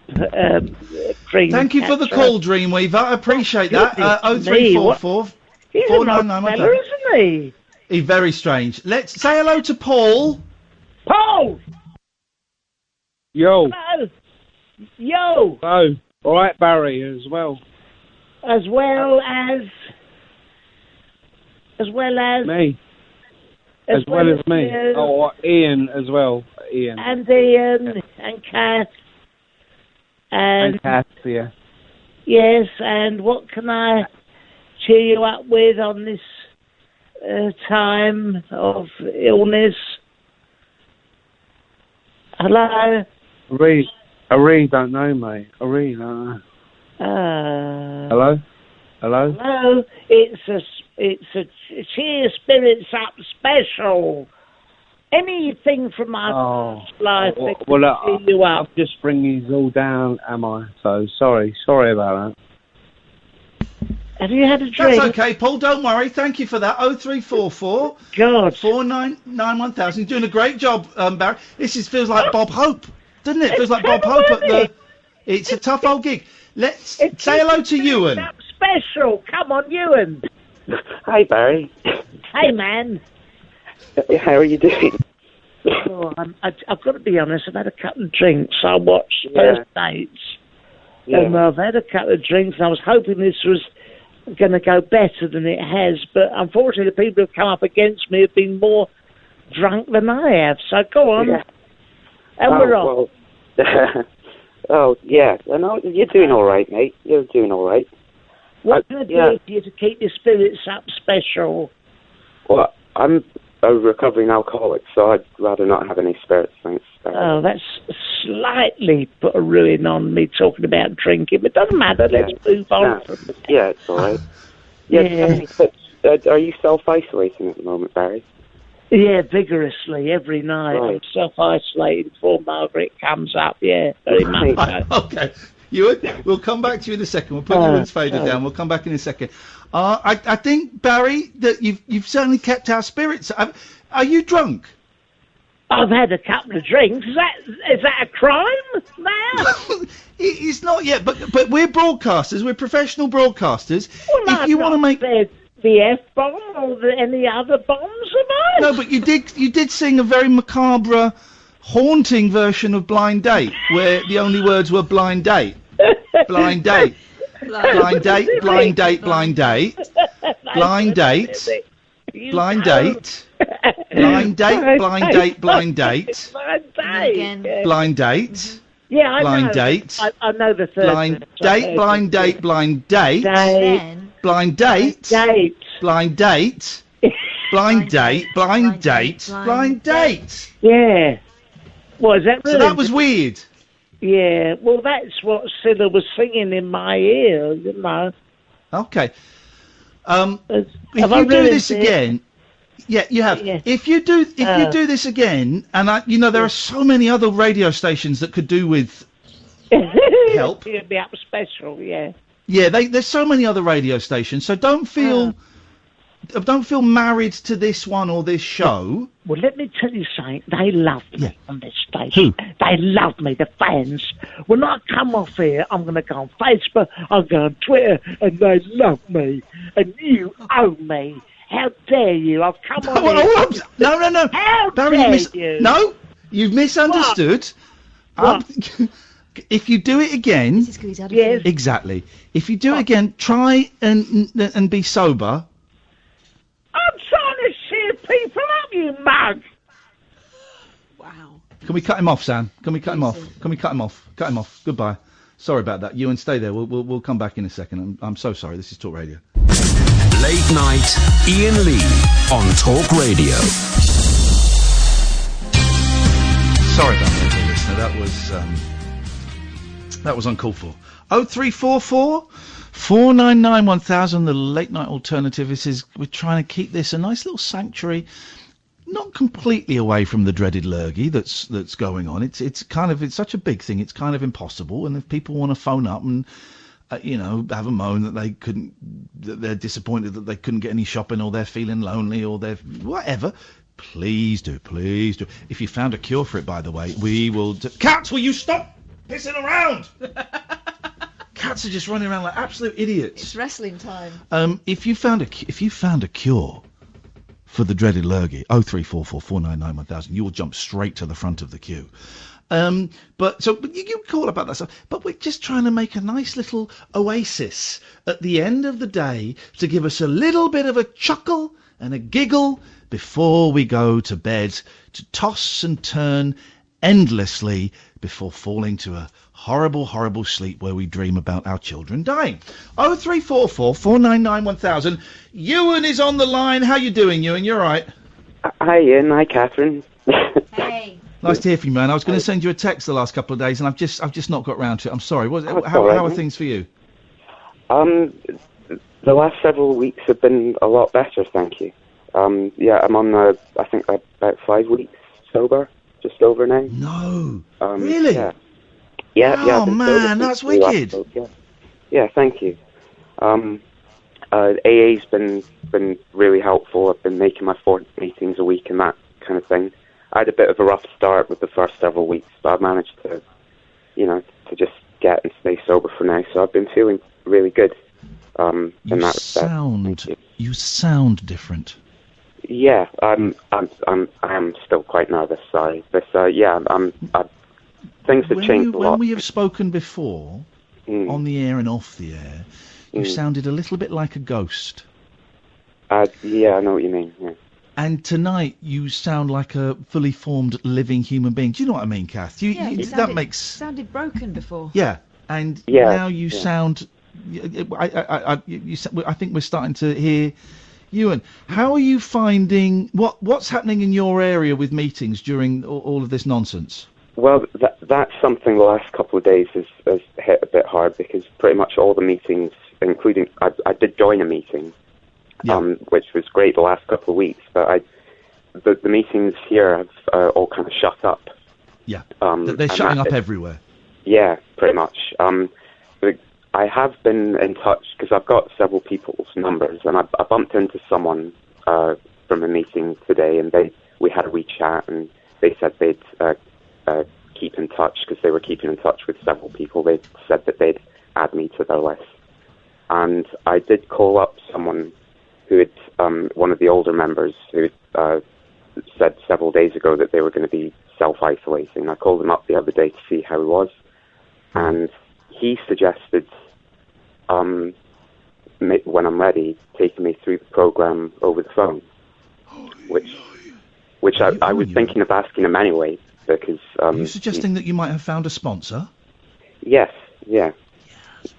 Which is pretty awesome, really. But, so I'm happy with that, but I am a little bit apprehensive about all the meetings closing up, because last several weeks, especially since I properly sobered up, it's been really helpful. I've been going to 4 meetings a week, and with the possibilities there being more around, and today was the first day, and I haven't mentioned this to anybody because it kind of passed earlier this afternoon, but today was the first day for over 5 weeks that I did start thinking, maybe next week I'll maybe get some stuff in or something. You're starting to plan it, yeah. Yeah. Well done for sharing that. That's a tough old thing to share, but that's good. I'm nervous about the lack of meetings. They're all closing down. They'll all be closing down. There's a few that are still going. But what I am doing, I would suggest, I'm in a couple of WhatsApp groups with regulars from my home group. Maybe you could suggest starting a WhatsApp group. Yeah. I was in touch with one of the members the other day, asking what was up. They said they'd get back to me once they knew, because the group that I joined is a Monday group, and we still hadn't had confirmation that the hall was going to be shut for that. But he did say that all the other meetings were shut off. But there are several people that are from that group that I could maybe start something like that with. I would send a WhatsApp message to 2-3 people and say I'm nervous about not having meetings, and I was thinking of maybe for this group setting up a WhatsApp group. Would you be cool with that? All you need are 2 other people to go, yeah. Then you can set a group up, and then you can message other people privately and say, do you want me to invite you into this group? Honestly, my phone is pinging my phone is pinging too much, right? Which is great because it just I'm in 3 WhatsApp groups. 2 or 3 WhatsApp groups, I think, and it's just pinging all the time, and it just keeps connecting me with the meetings. 2 other things: if you go to the AA website, they've got a list of online meetings, and I might be wrong, but I think every night at 7 there's it might be a Skype meeting. And my final suggestion is loads of people are doing Zoom meetings, and I didn't know what Zoom was, but I've downloaded it on my phone, and it's free. And it's like a sort of video app, but you can have 50 people all in the screen at the same time. And I know that quite a few groups are setting up a Zoom meeting at the time they would have had, if it's Monday at 8 o'clock, they'll do a Zoom meeting so it's on your phone, it's video on a Monday at 8 o'clock. So it might be worth having a little look into that as well. And if no one else is doing it, Ewan, you can set it up. Right. Yeah, I hadn't heard of Zoom before. Thank you. I hadn't, and I saw it written a lot the last few days, and I just looked and I downloaded it. It's free. You just log in and you have a username, and you can start a meet. It's literally on there. It's start a meeting, and then you can invite people into the meeting. Cool. Thank you. Yeah, I've taken a note of that. I'll ask about that. I'll see about that. It's a worrying time, and I'm really conscious. I haven't been to a meeting for a couple of weeks. I'm not going to be able to see my therapist face to face, and I'm really anxious and I'm really scared. God, that's everything is in line for. I wouldn't have a use up because I wouldn't have a clue. I could probably find it somewhere, but I mean, that puts me on line for thinking, well, I'll just get 3 or 4 bottles of wine in for a night. Yeah. So this is why I'm constantly keeping in touch with people in the fellowship. That's the main thing I need to do. Okay. Well, good luck. Is it your 2 years next week? What is the date? It's the 27th. I don't know what I've got no idea what the date is today. Is it the 17th? The 19th. The 19th. God, yeah, it's in 8 days. Well, look, good luck, man. You said a while ago that you've been feeling really solid on that, and I know that you can keep it going to get through that. This whole shutdown thing has been a big shift, but it's great that you're still in touch with people. Thank you, mate. Thank you for remembering. That's very really kind. Great.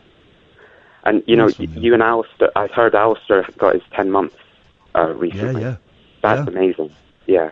I mean, you and Alistair both are been really inspirational for me. It's great to hear you two talking about it, and it's a great example that you guys set. So it's something that I'm trying to match there, because it's still a struggle, and I am worried about things at the moment. But hearing you two talk about it makes it easier.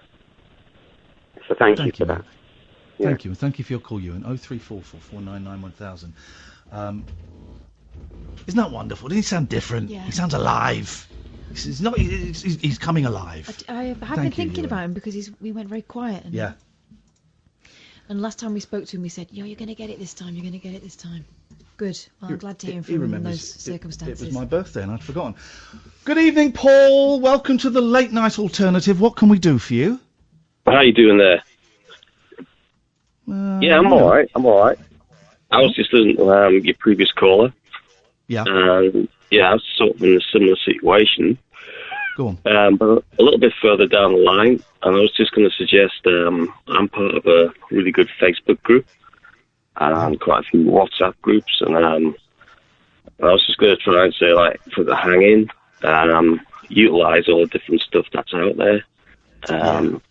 The YouTube shares, they're pretty good as well. Yeah. But yeah, I mean, if you wanted to pass on my details, I could definitely get one of the admins to add them to the group, stuff like that. So I was really just giving a call just to say, like, we're all out there. We're all sort of having to stick together. It's do you know what? I'm not going to, Paul, simply because I'm always wary of passing on details to another caller because I know totally you could be a sex murderer. You might be Yeah, a yeah. sex murderer. We don't know. Just an ordinary murderer, just a common garden. Or he could be a sex. And I'm sure you're not, but you understand my caution.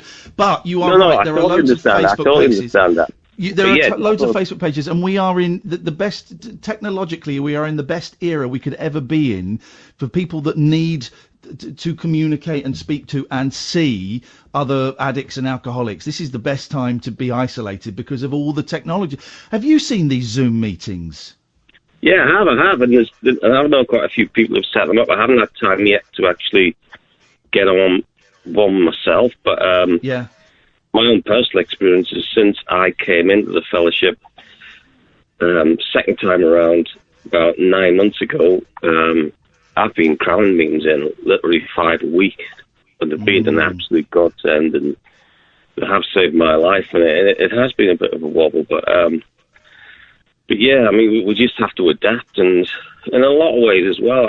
I know people. I am aware there's a lot of people out there, and I see people sort of making huge efforts for meetings to still go ahead. But in my own opinion, it's like these are different types of times, and I think that it really is. We need to be following advice. We can't really be having social gatherings at the time. It's not like the virus is going to look through the window and think, "Oh, it's an AA meeting. I'm not going to pop in there tonight." But yeah, there's loads of stuff we can do out there and utilise that, and yeah, it's going to be tough, but yeah, we all need to just stick together, and it's an amazing fellowship. It really is, and it saved my life, and yeah, so it was interesting to hear that you were a member as well, and all that kind of stuff. I had 13 years clean and sober. Then I had a relapse for 3 months, and next week I'm going to be 2 years clean and sober again. So, you know, it saved my life twice. It works, this stuff. If you work it, I stopped working it. That's why I had the relapse. I stopped doing it. Yeah, exactly. That was my experience as well. I mean, I got sober when I was 30. Got a year. Thought I was cured. Disappeared to save the life of another fellow sufferer. And yeah, it just was a bit of a car crash after that. And then last year I ended up in ICU for 3 weeks. Yeah, horrific. But yeah, it is an amazing fellowship, and I'm just, like I say, I'm just using all avenues out there at the moment and speaking to people. And I was at a convention the other weekend, and I mean that would have been cancelled had it been now, but that was great as well. It's just amazing fellowship that you can go mix with people of all different ages, of different backgrounds, and everybody just gets it. And that's the thing that really gets to me. But yeah, that's it really. Nice one, Paul. Thank you, mate. No worries at all. Well, all the best to you, and pass on my regards to Ryan, and to everybody else out there who may be listening. Yeah, just one day at a time. This will pass. Keep coming back, Paul. Thank you, mate. 0344 499 1000. I really appreciate that. If it sounds a bit rude when I finish a phone call and then go straight into the number, it's just a cue to Sam to put that fader down. I'm aware that he actually sounds a little bit, he's moving on quite sharpish. I'm doing it as a device, as a cue. If it comes across as rude, I apologise. Paul, thank you. This is the Late Night Alternative. We will speak I'm having trouble with line 4 for some reason. I don't know why I can't. There we go. Rashid and Dave will come to you after this. This is Talk Radio. Late Night Iain Lee on Talk Radio. 0344 499 1000, the Late Night Alternative on Talk Radio. We're a little haven of sunshine amidst the darkness, and you can call us about anything you want. Community. It's all about community. And while I think one of the positive changes that will come out of this is we'll stop thinking about the big, and we'll be thinking about the small, not the macro, the micro. It'll be the people on your street, maybe even as far as around. Will you stop pissing around, cats? Daddy's doing a radio show. Trying to be serene. Ruined it now. Let's go to Dave. Good evening, Dave. Good evening, Ian. Good evening, Kath. Hey, Dave. Good evening, Dave. Always very formal. I like that. Good evening, David. Welcome to the show. Please take your shoes off. Let me take your coat. What would you like to talk about? Oh, I would like to talk about, well, I was, because of the virus, I haven't been able to go out much, so usually I go do a load of gigs, and tonight I was going to a gig in London, but obviously it's been cancelled. So instead, the artist, a bit like your mate, did a gig from her front room tonight instead. Who was it? It was Daisy Shoot. She's an independent artist and, singer-songwriter, and she just took requests and, played various things. And there's going to be loads of that. Yeah, and got about 70 people. Well, there's about 70 people watching, chatting backwards, forwards, taking requests. She played a Gillian Welsh song that I requested. And, it was. It was a great old night. There's going to be some amazing art come out of this. Our mate Dan is already working on stuff, and Billy Hayes will have been writing some incredible stuff. And you say Luke Kane too is going to work on about 50 different concept albums. Luke Haynes will be charting this, but I suspect his music will be a little bit dour. But that'll be great. He'll be making great stuff. All this stuff is going to get made, and at the moment, oh god, yeah, people are dying and people are locked in and stuff. But 2 years time, 3 years time, we're going to have an amazing body of work that will chart the history of this incredible moment in our lives. And this is the thing as well. So the Rondo, where in Bath, where we were planning to do a show, is in really bad financial trouble. And they asked us today, look, do you want to cancel your show or postpone your show in July? And I said, let's leave it in. Because I suspect if we were to move it, it would cause them more problems. I said, let's leave it in. Who knows what's going to happen? I think we know we ain't going to be there in July, but let's leave it in. And all of these places, so many places, maybe not the Rondo, hopefully, so many of these places are going to go bust and close, and this is the thing, man. This is years of arts funding cuts, both sides. Art is not a luxury. Everyone thinks that, a lot of people think art is a luxury. It's not. Art is what lifts us, our souls, from the maudlin, from the depressed, from the mundane of our everyday lives. Now, you go back 2 years, or you go back 2 months, when everything was normal, people didn't realise that maybe their lives were a bit mundane. But when it's like this, my God, we need music. My God, we need plays. My God, we need people like your friend and Narina doing concerts from their living room. We need podcasts that deconstruct the films of Chevy Chase. We need video games. We need movies. We need all of this stuff because, man alive, it is bleak out there. We need these 25, 30, 90-minute breaks from the pain of existence. Yeah, I was thinking. I suppose I said a bit of this last night, that I'm the sort of person who can catastrophise on their own, so they don't have to need anything else to do it for them. That's why I've been avoiding the news. But John Ronson said something interesting in that he's been feeling vaguely calm about it. There's a little piece on Newsnight where he said that. He said this. He tweeted that he's been feeling relatively calm and not too worried. And a lot of people, I guess, like me, who've also got anxiety, syndromes, have said, yeah, me too. And that's the way I feel, that somehow we've prepared all our life for this sort of thing. Our brains kick into, being able to cope with this, even though it's not, because we worry about the things that everyone else doesn't worry about. So when this comes along, we suddenly go, oh, no, I know how to cope. My brain needs to know how to cope with this. It's really odd. How are you getting out of bed in the morning? Now, well, put one foot in front of the other. Turn left at Greenland. Yeah, exactly. Well, I'm still, as far as I'm concerned, I'm still working at the moment, so I'm still having to go out. Right. What happened when that changes, I don't know. But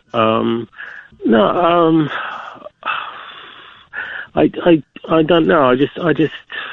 I say I'm oddly calm about everything. And it's really weird. And I wish I was a bit more worried. It doesn't mean that I'm reckless and I'm not, I'm not washing my hands, self-isolating and trying to keep out of everyone's way as much as possible. But I'm fairly weirdly sanguine about everything at the moment. I guess, but I haven't got sort of kids to worry about or, stuff like that. So maybe it's just that. But, some oddly calm about everything. Which and then I heard that other people had got hold of John Ron and said, "Yeah, I feel like that," and I've been trying to work out why. And maybe it is that because we worry about stupid little things that people don't worry about and build them up into stuff. That when something big like this comes along, your brain just goes, "Yeah, it's fine, whatever." It's broken. Your brain's broken already, so it doesn't really matter. But I don't know. It's a bit weird.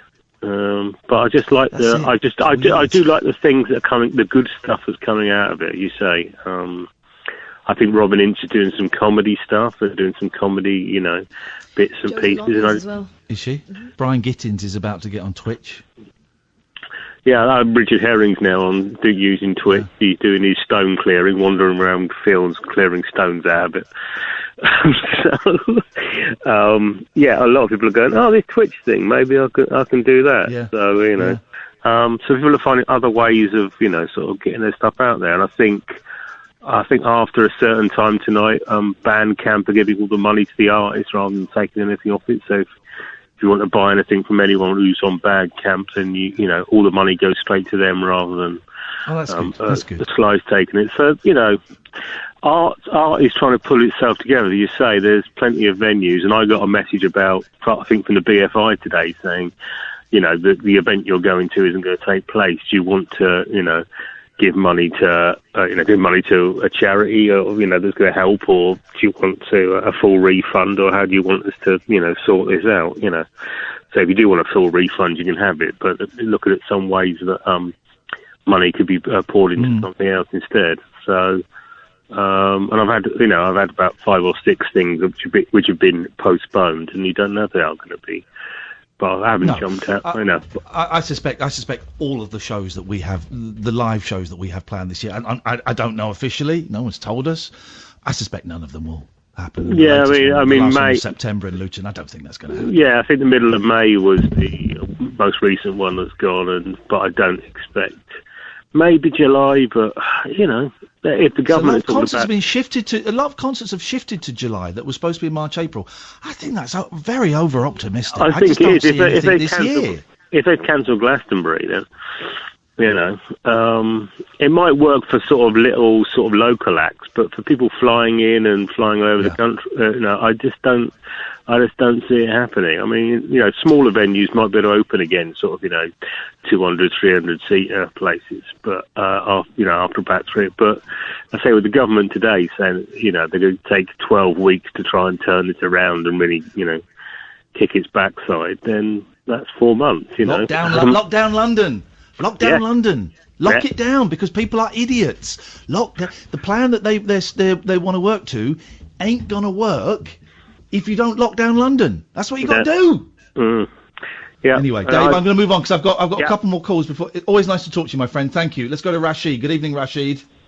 Ian, Kath, long time no speak. Oh, I see. You only call us during times of national pandemics. I see. Right. That's right. Sorry about that, mate. Sorry about that. How are you? You still like the monkeys, do you? You still like the monkeys? I still like... What's he come on with an attitude for? I'll give this guy a belt round the ears. Bowling in like nothing's happened. I still like the monkeys. Does Kat still like Oasis from up north, does she, eh? Do you still like Oasis from up north? Who are you listening to? I've never been that bothered about Oasis. Well, no, what it was, I didn't really know what Kath liked. I did know what Ian's like, because he's always on about it. I know what you like. I know what music you like, Rashid. He's on about the you stereotype me as a Mancunian. Well, yeah, that's it. You're up north. You're past Birmingham, aren't you? I know what music you like, Rashid. Go on. Ba ba ba ba ba bang gang dang ding ding ding ding dong dong blue blue blue blue blue blue blue blue blue blue blue blue blue blue blue blue ba ba da da ba dang ba dang dang ba ding dong ding ba ding ba dong ding ba dong ding ba ding ba dong ding blue. Yes. Rashid, what can we do for you on this awful night where everybody's terrified? I've been having some weird conversations. You were talking just about art and the art that's going to come out of it. The people are hiking up the prices, the toilet paper saga and the toilet paper scandal.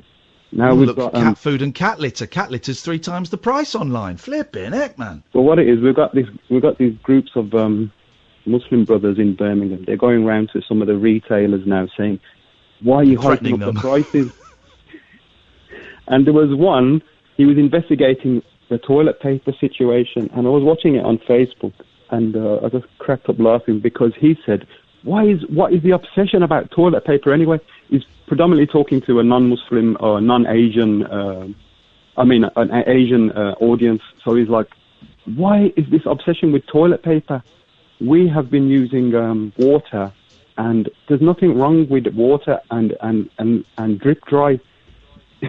Drip dry?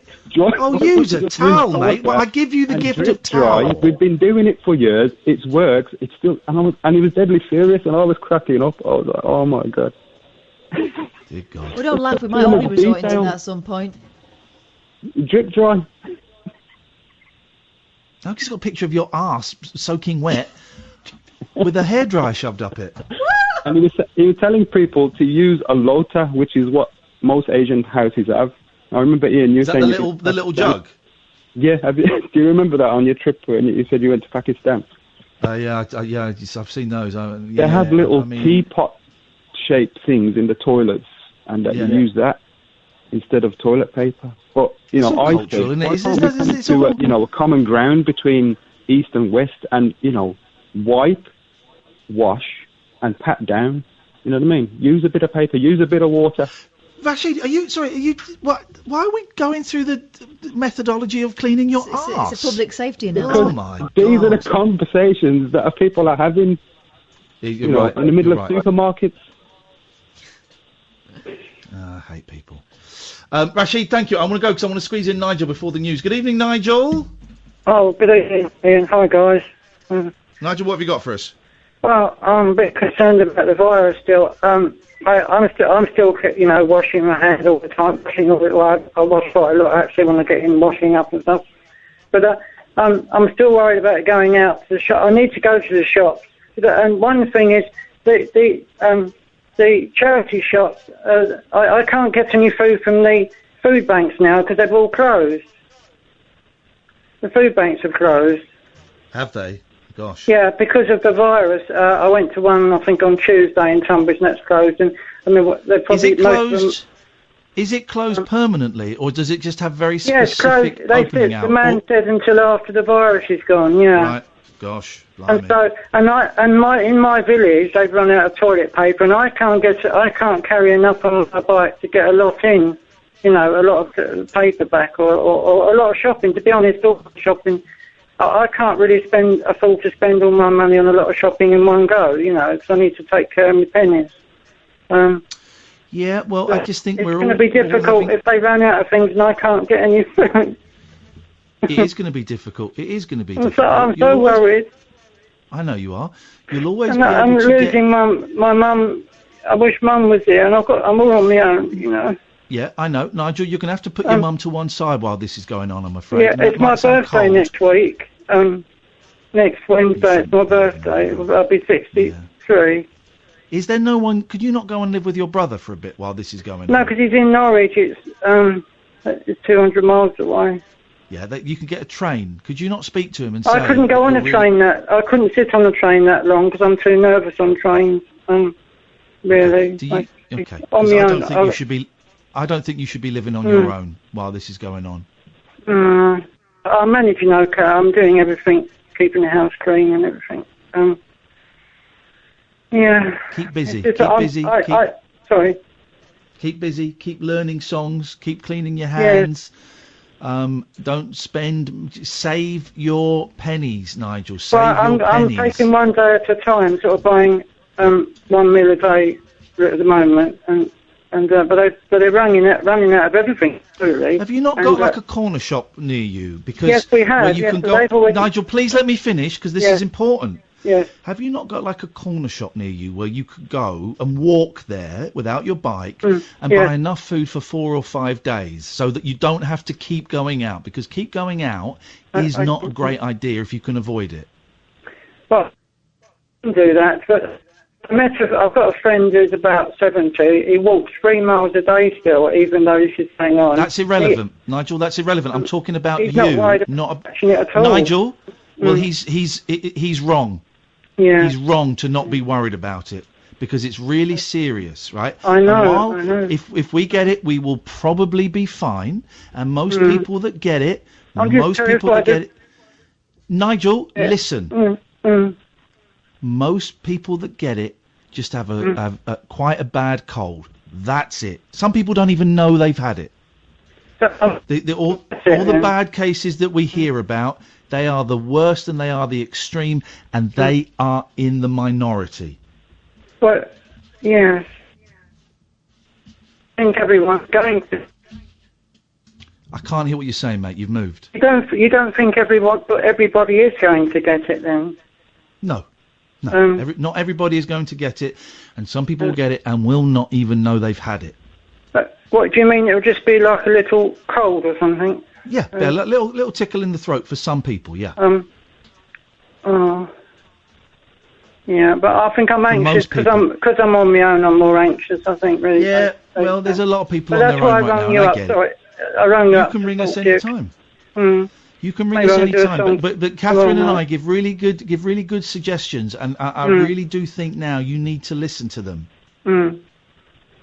Okay. Yeah. So my suggestion is, if you've got a local corner shop you can walk to, go and get enough shopping for 3, 4, 5 days. Yes. So that you don't have to keep going out, and you have to stay indoors. But I need to go for at least a walk a day to get some exercise. People are still going out.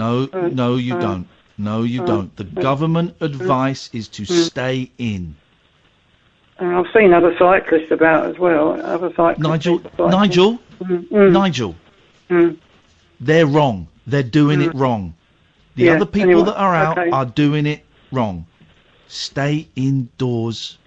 Find something to do. Well, it's going to be too difficult for me not to go out at all. I mean, I have to go out for a short time at least, anyway. Why? To cut down. If I cut down, not go so far, it'd be better, won't it? If I not go so far.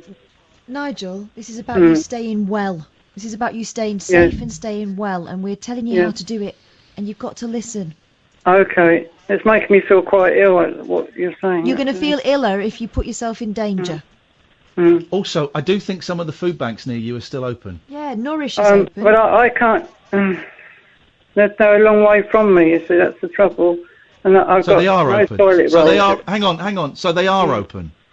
No, I don't think they are open, but even when they are open, they're still a long way for me to get very much at all. They're doing deliveries. Nourish are doing deliveries. I don't think they do. Yeah, they do.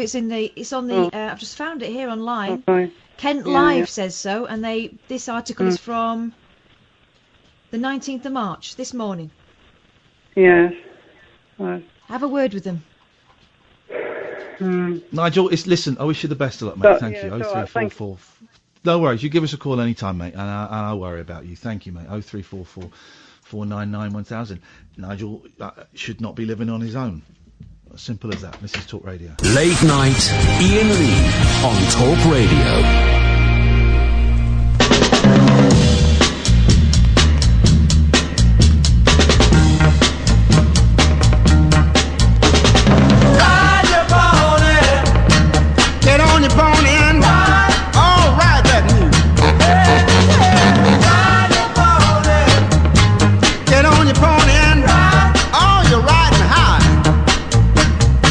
Now stay in the silence.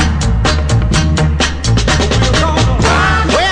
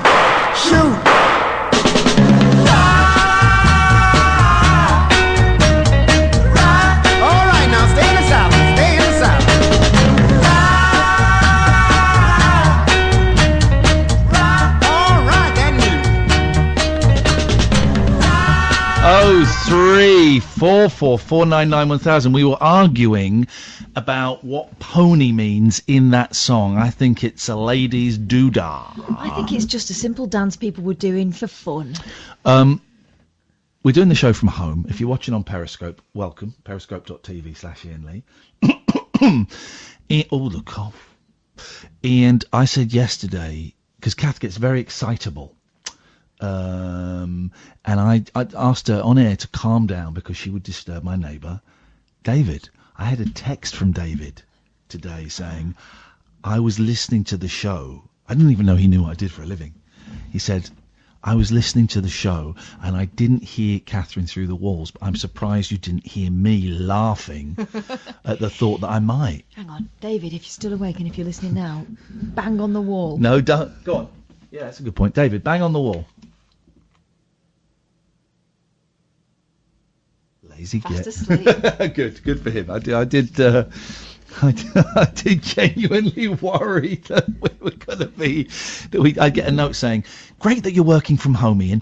Any chance after 11 o'clock you could just turn the noise down ever so slightly? You need to blame me for the noises quiet. No, he's a good man. I've got good neighbours here. It's a nice, I'm so lucky where I live. And actually before, I mean, I've not even been here 2 years, but before this happened, I knew the two houses to the left and the one to the right, and I know people 2, 3, 4 down to the right to wave to, and 3 to the left to wave to as well. So I've been kind of lucky. But when I lived in London, I did know the people below me actually, but in Windsor I didn't know anybody. Anybody. That's one of the good things to come out of this, and there are good things to come out of this. There are some bad things to come out of this, and we talked about art. And Sam, maybe you could rack this up for us, please. We talked about there'll be good art coming out of this. Yeah. There's also awful art. Have you seen Wonder Woman's Imagine? Yeah. My God. Have you seen Joe Lycett's response? I've not seen that. I've seen a few comedy responses to it. So, Wonder Woman, Gal Gadot, is that how you say it? Yeah, Gal Gadot. Said, right, we're all in self-isolation. What I'm going to do is I'm going to get some millionaires to sing a line from Imagine, which is a nursery rhyme for junkies, but I won't let them know what key or what tempo anybody else is doing it at. What I love is some of them are really giving it. But I don't even know who. Actually, we'll play it on. We'll play it from my lappy, Sam. Thank you. I'll play it from my lappy because then we can try. Jimmy Fallon's in it. Right, Gal Gadot, Imagine. I don't know what she was hoping it would achieve. You'll hear it, but you won't hear it great. So She does a big spiel beforehand as well. I don't want to hear no spiel. Yeah. Hang on. Let me look on Twitter because it was on Twitter. It's bloody awful. Here we go. Gal Gadot, 2.3 million. Where is it? I bet she's deleted it. No, she won't have. Because it's flipping awful. It's on YouTube. Is it? Where is it? Is it on YouTube? All right, hang on a minute. Let me find. No, that's not it. YouTube. Gal Gadot. Gal Gadot. Imagine. It just keeps taking me to news stories about it. Oh, this might be it. Hey guys, day 6 in self. She's only on day 6, and this is what she's doing. I know. Imagine what she's going to be like next week. Flipping heck! Imagine she'll that. be doing all of Tommy.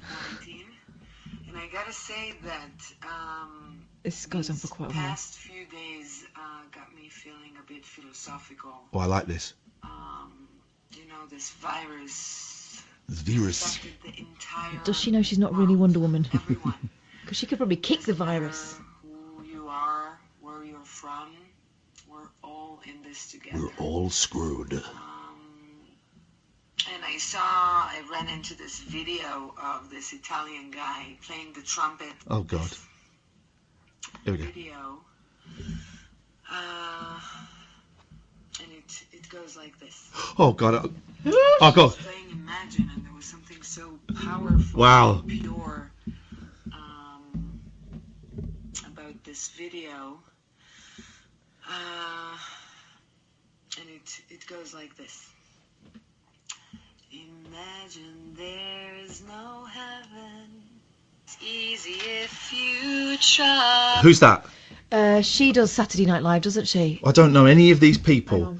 Now, don't Google it. Okay, let's go into the next one.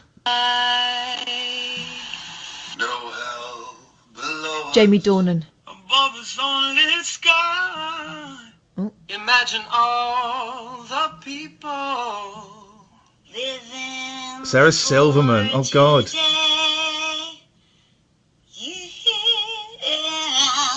Imagine there's no countries yet. Oh! It isn't hard to do. Nothing to kill or die for. And no religion. There's someone with a gun pointed at her Cheer making up. her do that. I don't know who this is, but she does 2 shots. Look, close up, and then in the bathroom mirror. That's how I sing. The slide up. Wonder Woman.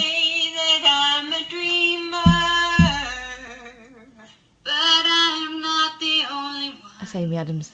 I hope someday you will join us. And the world. That should be the end of the song now. Oh no, of course it isn't. Imagine no possessions. I wonder if you. Oh God, I know. I've worked with her. Dawn Porter, Chris O'Dowd. Jesus, I know her. She used a chat up line on me. I know. Oh my God. Imagine. No need Will for Ferrell. greed and hunger. Brotherhood. Ruffalo. I've gone right off Ruffalo with this. Idiot. I'm out. Flippin' heck.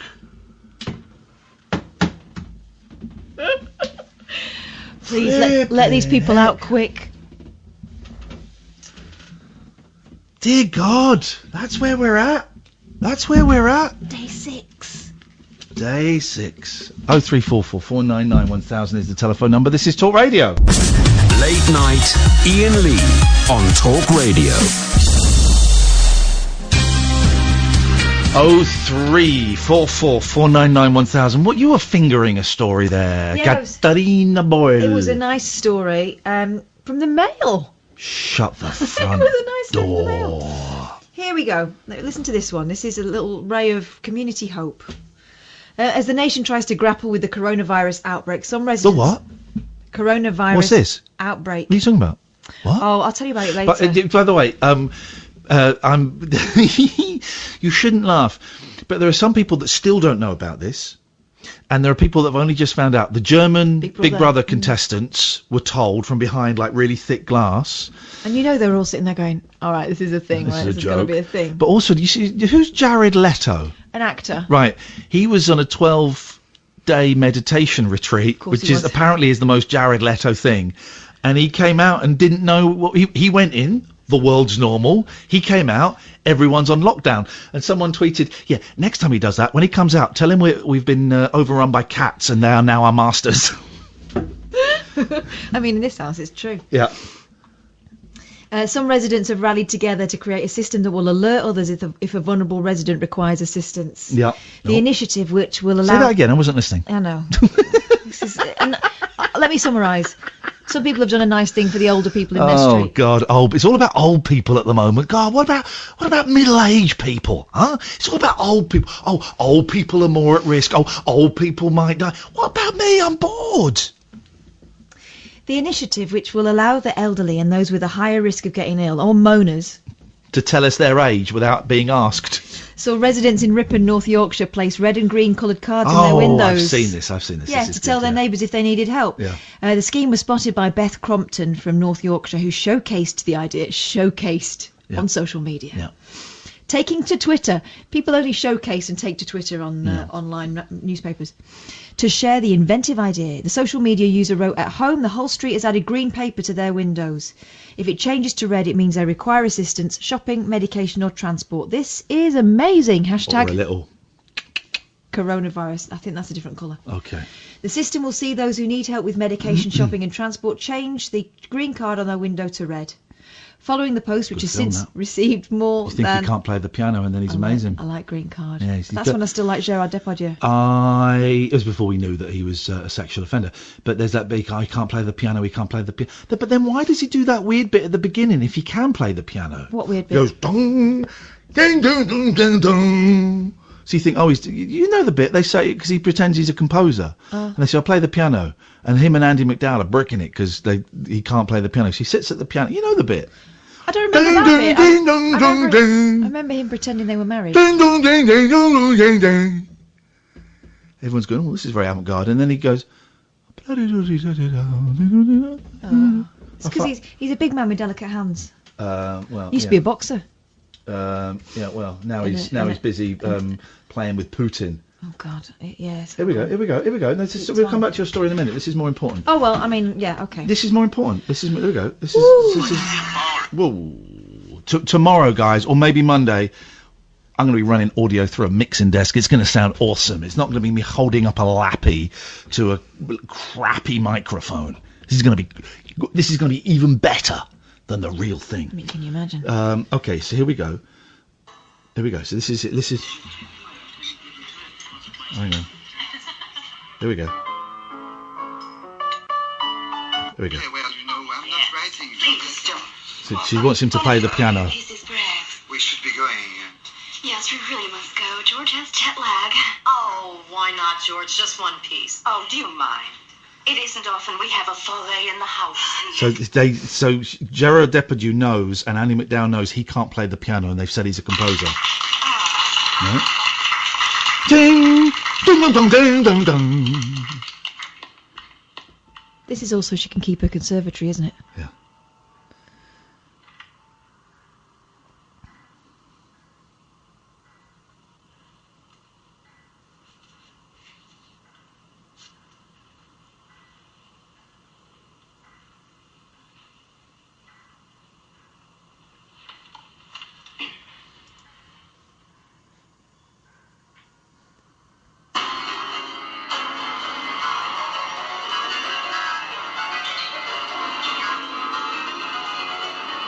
He can't play the piano, so he's doing this.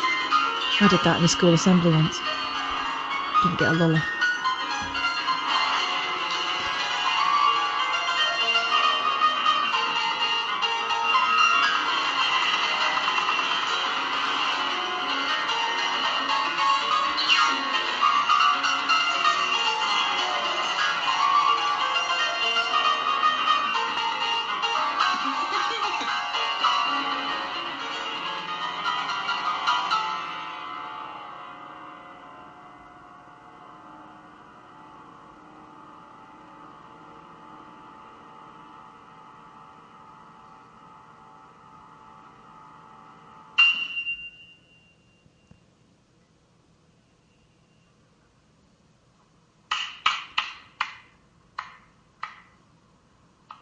He's not Mozart. I know. And then he plays the piano properly, I'm sure. What There. So he plays the piano. So he can play the piano. So why was he doing that? French. Why are we deconstructing green card? It's only... Why is it day 6 in America? It's only day 4 in the UK. So many questions. Not many answers. 0344 499 1000. Let's finish your story. Yeah. One user wrote our street is doing that too. I think it's a nice idea. A local story is that somewhere on one of my local Facebook groups, people are putting rainbows in their windows for kids when they go out walking with their parents, just to get out some fresh air to spot and jot them down. Like the Italians, they're doing that, aren't they? The rainbows. Are they doing that over there as well? They're taking pictures of their kids holding these rainbows, and it says everything will be all right. Right. No. Well, this is different. Listen Just again. the rainbows. So they're putting rainbows in the window, so the kids have got something to spot when Mum says, "Right, we're going to go out and get some fresh air and have a walk." Let's go to Sheila. Good evening, Sheila. Hello. Hello. Yeah. Hello. Oh, hiya. It's really nice because I'm watching on Periscope for a change and I can actually see you and it's there very you go. different. I don't do that. I just put the radio on, and it's just wonderful. It's really nice to see your faces and your eyes and just everything. You're not seeing everything, just in case anyone rushes to the Periscope. Oh no, it makes a difference. I feel like I saw Kath's jumper then. Yeah, I did a little flash. Little flash. Yeah, it's brilliant. I love her jumper. Actually, it's awesome. Thank you. It's a man's. I'm not telling you which one. No, I don't know. How dare you? It's a man's It's jumper. a man's jumper. How dare you say it? Clothing is non-binary. No, Shut up! I Please had- be quiet. I I'm had- talking. It's actually this is from the man's Clothing collection. is They do a women's version, but I chose the men's version. Clothing is non-binary. Anyone can wear anything. No, but if they're looking for it, they'll need to. Please, Anyone someone can get wear it. anything. Because my brother's obsessed with foxes. He's a fox rescuer. Steady, he goes out steady, and rescues injured steady. foxes. And he'd love that jumper. I'd love to buy it for him, just to cheer him up a bit. Okay, well, while we're trying to find that, what have you called in for? Just to say hello and just say it's nice to see you both. And say, I don't know, you just cheered me up, just seeing you. There you go. On Periscope. Okay. I'm someone who's just discovered watching you while listening, I suppose. Well, we've only just started doing it. That's why. But yeah, also the thing you showed about Wonder Woman, I thought that's wonderful. Maybe you could do that with listeners. Maybe we could do like a. Did you hear what we said about it? Yeah. So okay. We said it was bloody awful. I know, but I don't mean that. Maybe there's some community thing that people could do. Yeah, you go and organise it and let us know when it's done. And if we get time, we'll have a look. Oh right. Okay. Yeah, I'm a little bit busy. Okay. Organise people do it singing Imagine? No, not that. Just maybe give someone a project. You. Go on. Okay, maybe I will. I bet you won't. I dare you. Yeah, I've got no work till May, and I don't know what to do with myself because everything. Then do a project. I'm just Get on my idiots to sing own Imagine. at home, and I don't know what to do, and I've not experienced this before. Right. I Well, do then work get from home, but I'm normally actually working, and now I don't know what to do with myself. Jesus Christ. Shut up. Right, I'll Get organise it. idiots. Right, goodbye, Sheila. Thanks. 0344 499 1000 is the phone number. Do give us a call if you want to listen to what we're saying. Flipping it, man. This is Talk Radio. Late night, Iain Lee on Talk Radio.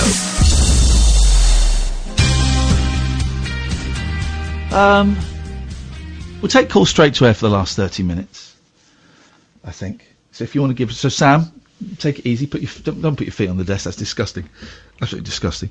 And by the way, there's already about 15,000 different spoof versions of the Imagine video. So imagine not doing one, I think is the thing. 0344 499 1000 is the telephone number. We'll take calls straight to air.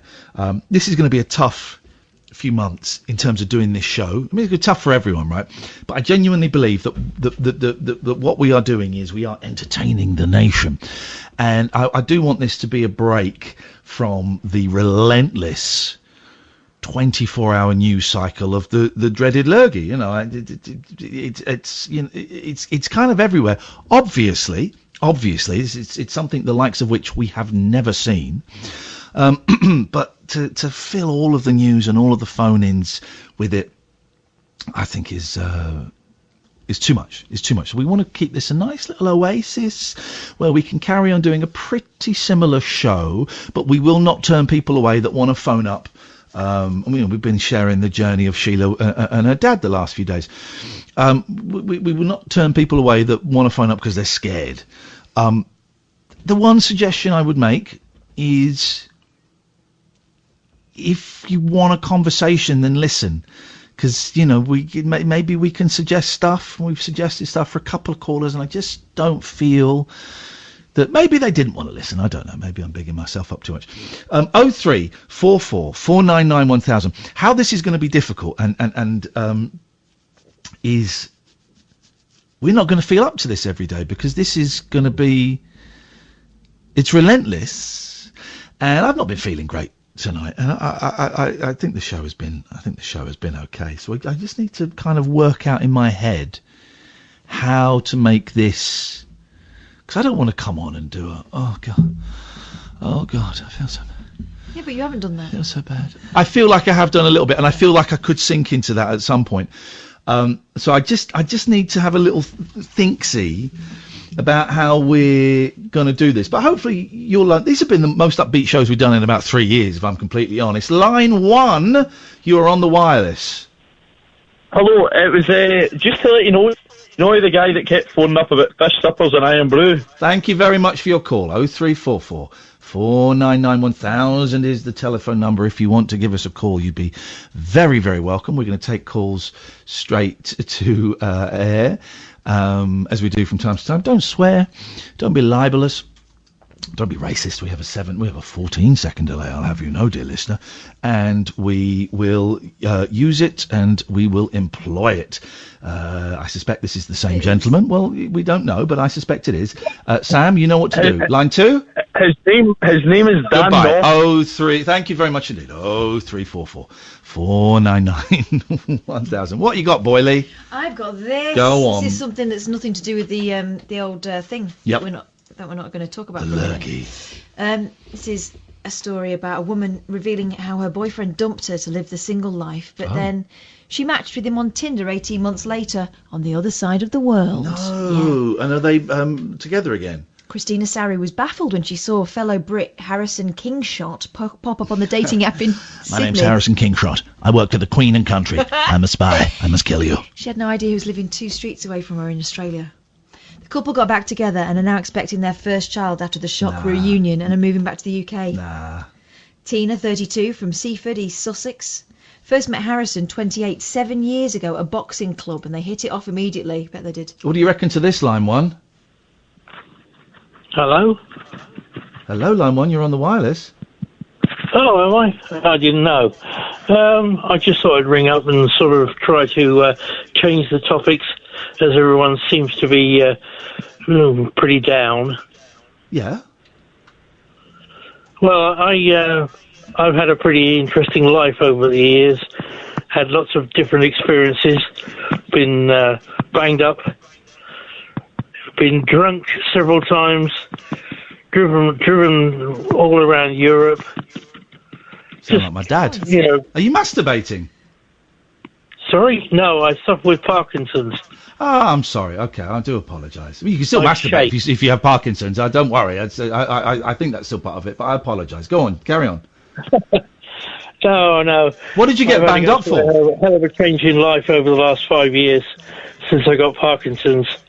Yeah. We have a few callers with Parkinson's. What did you get banged up for? Throwing my grandmother out of the house. Flipping it, man. What did you do that for? What? What did you do that for? What did I do it for? Well, because she was drunk. Right. And she nearly injured one of my daughters. So I chucked her out of the house, and the police came round and arrested me and bagged me up in Aldershot Police Station for the charge of assaulting her. Yeah, but I bet. Well, first of all, sir, if I may, I call bullshine on something. The implication that when you say I've led an interesting life, I've been banged up. I thought you'd spent 15 years in a Turkish prison for smuggling heroin up your backside. Instead, you spent a night in Aldershot, Nick, for bullying an old woman. Well, no, she was drunk at the time, and she'd broken a back window of the house, and I just got completely fed up with her, and I threw her out in the front garden, and the neighbours came round and looked at her, and she looked like she'd, had. Yeah, when you say throwing out, did you escort her by firmly yet politely holding her elbow, or did you actually throw her? No, I escorted her by the elbow. But even that, the police said was sufficient. You don't get arrested for that. No, I don't. Sir, I'm slapping your face with a leather glove. I do not believe you. You don't get arrested for escorting a drunk grandmother off a building. That was years ago. Tell me about driving around Europe. Living in Poland is one of my weird parts of my life. Tell me about it. Well, I ended up being made redundant from a job in England, and a friend of mine, we went on a holiday around Eastern Europe as it was 1989 and the walls were coming down, and I ended up talking with a friend of mine about what we could do in the way of business, and he said, well, I run a garden centre, so buy a whole load of stuff like garden gnomes and that sort of thing, and we can make some good business. So I did that for a couple of years, but he ended up with a young lady who he spent all his money on and left the business broke. And I was sat in Poland with a £600 hotel bill and no way of paying it. Well, fast forward 10 years, I ran my own business from Poland, learnt the language, got married. Yes, and Popać na mój ogórek. Sorry? Popać na mój ogórek. Ogórek? No, ja wiem. Ja jestem dupa. Po polsku. Exactly. Here's the thing, man. How's the Parkinson's affecting you? Sorry? How's the Parkinson's affecting you? Pretty badly. I shake a lot with my right hand. The Parkinson's has taken effect on my speaking voice.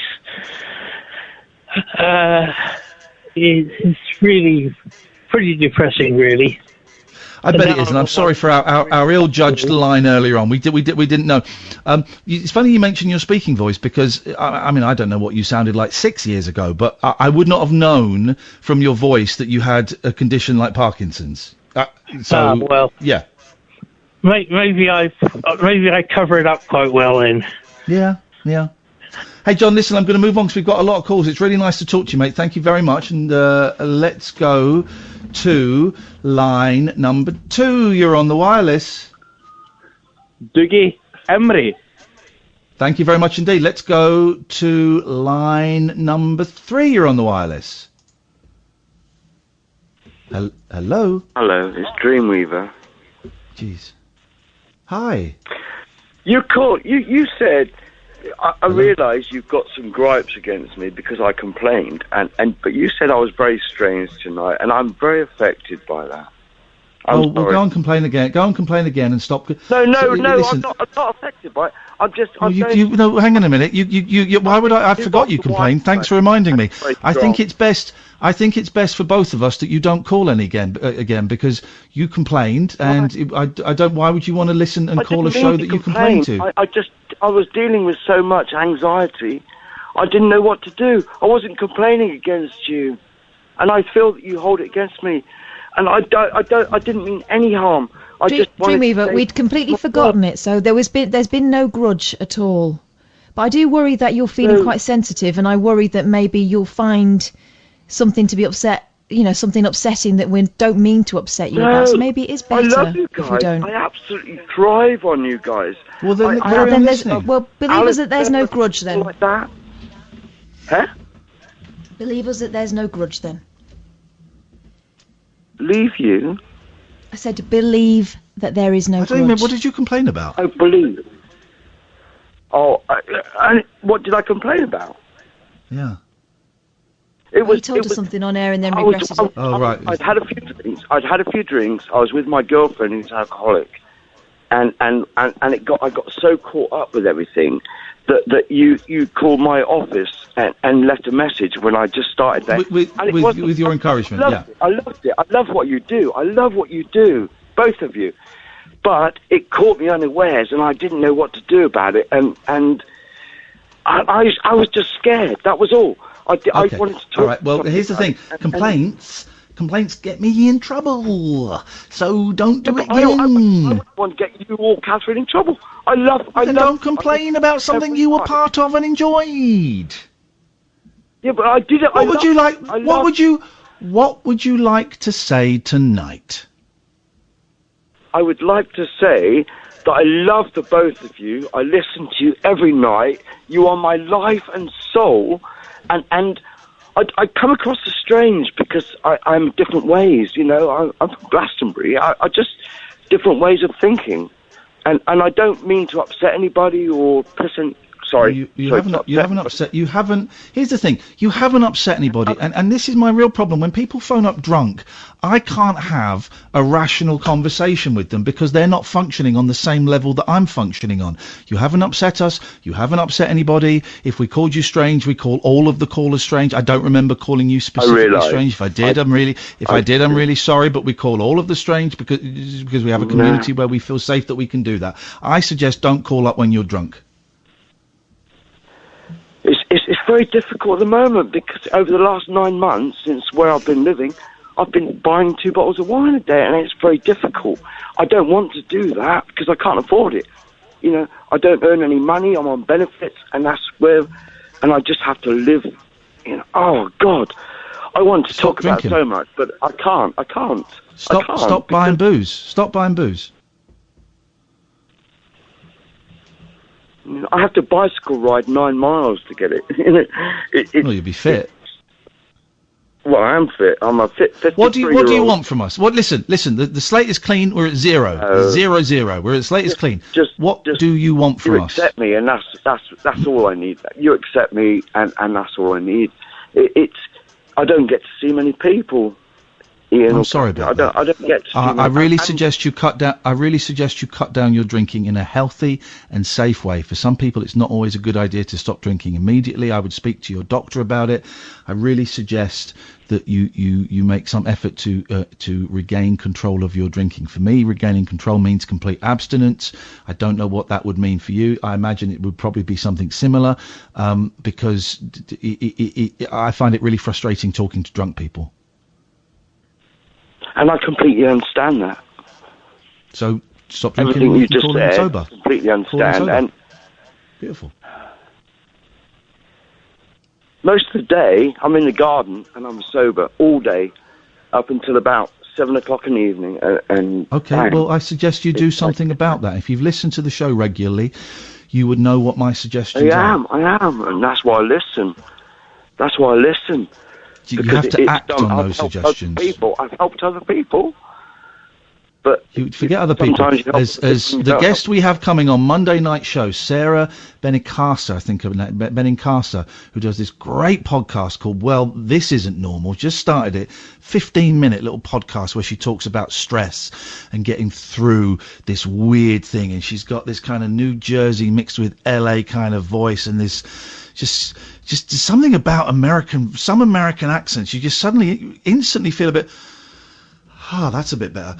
And yeah, exactly. It's a great podcast. It's a great podcast. But she says at the end of the first one, while all this is going on, put your emergency mask on first before you help anyone else. Put your emergency mask on first. And what she means by that is, you're saying you're helping other people. Great. Help yourself first. Get to a place where you are stable and you have stability in your life, and before you start helping others. Otherwise, you ain't going to help nobody. And it's a really simple idea. Dreamweaver, thank you very much indeed.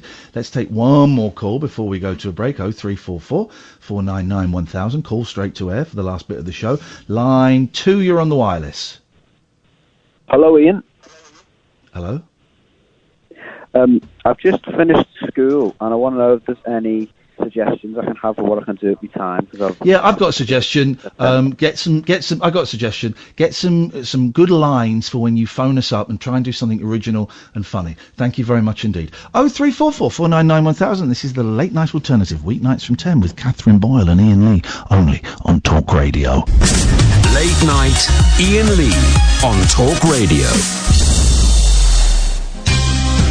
Call straight to air before Daryl comes on at 1. I suspect this is going to be a bit of a car crash, but we'll have a little run through the board. Line 1, you're on the wireless.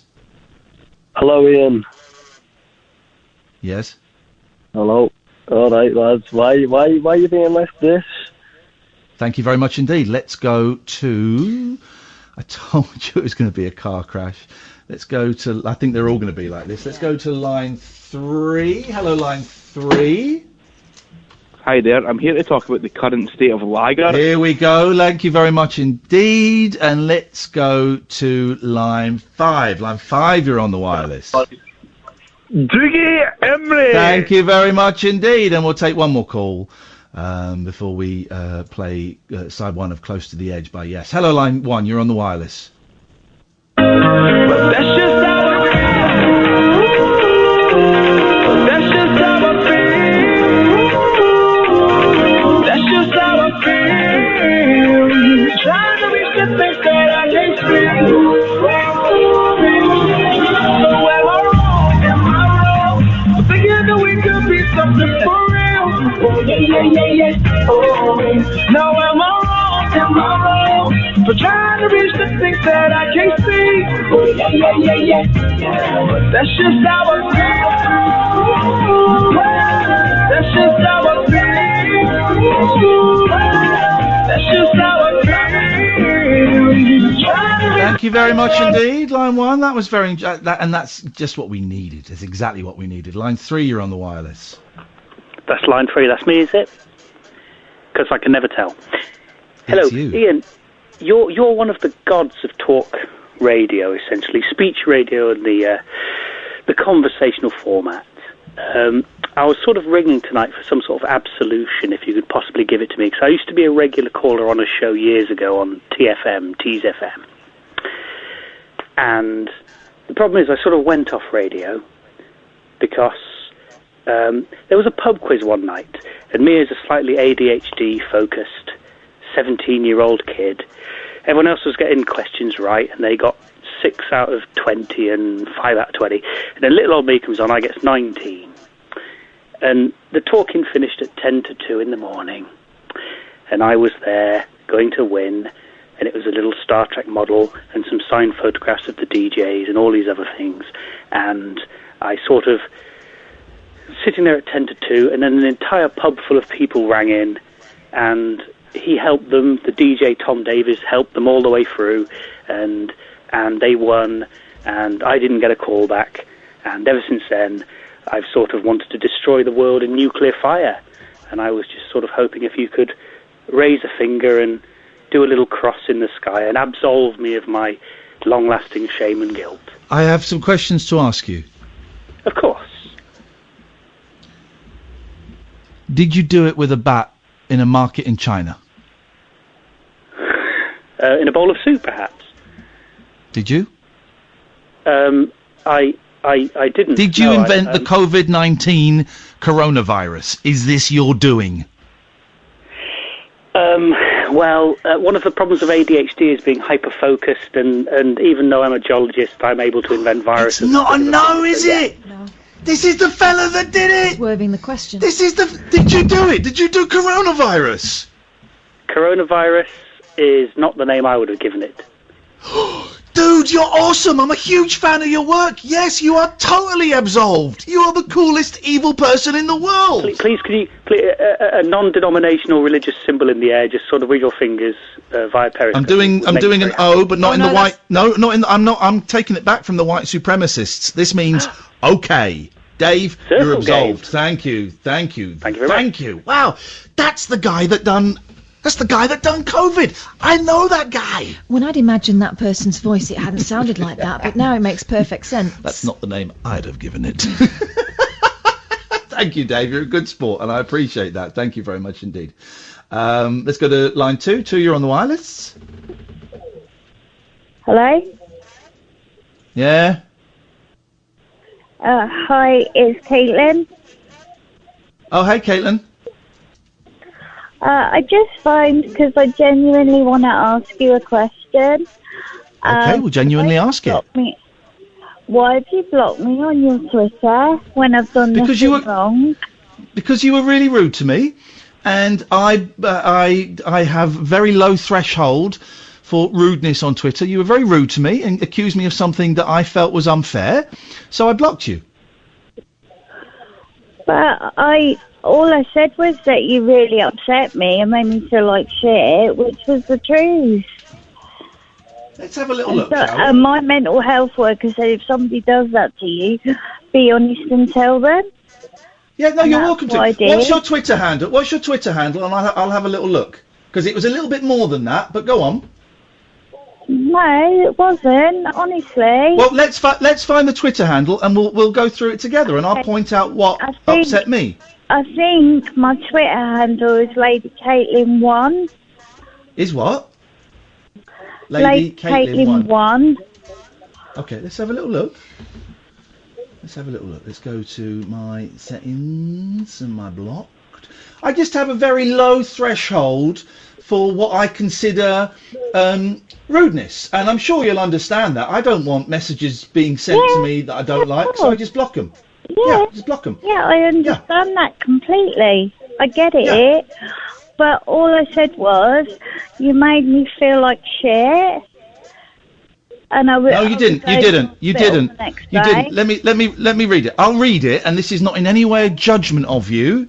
This is to just remind me of what was said, okay? And if you don't want me to read it on air, then we can end this conversation now. I don't want to do this to bully you.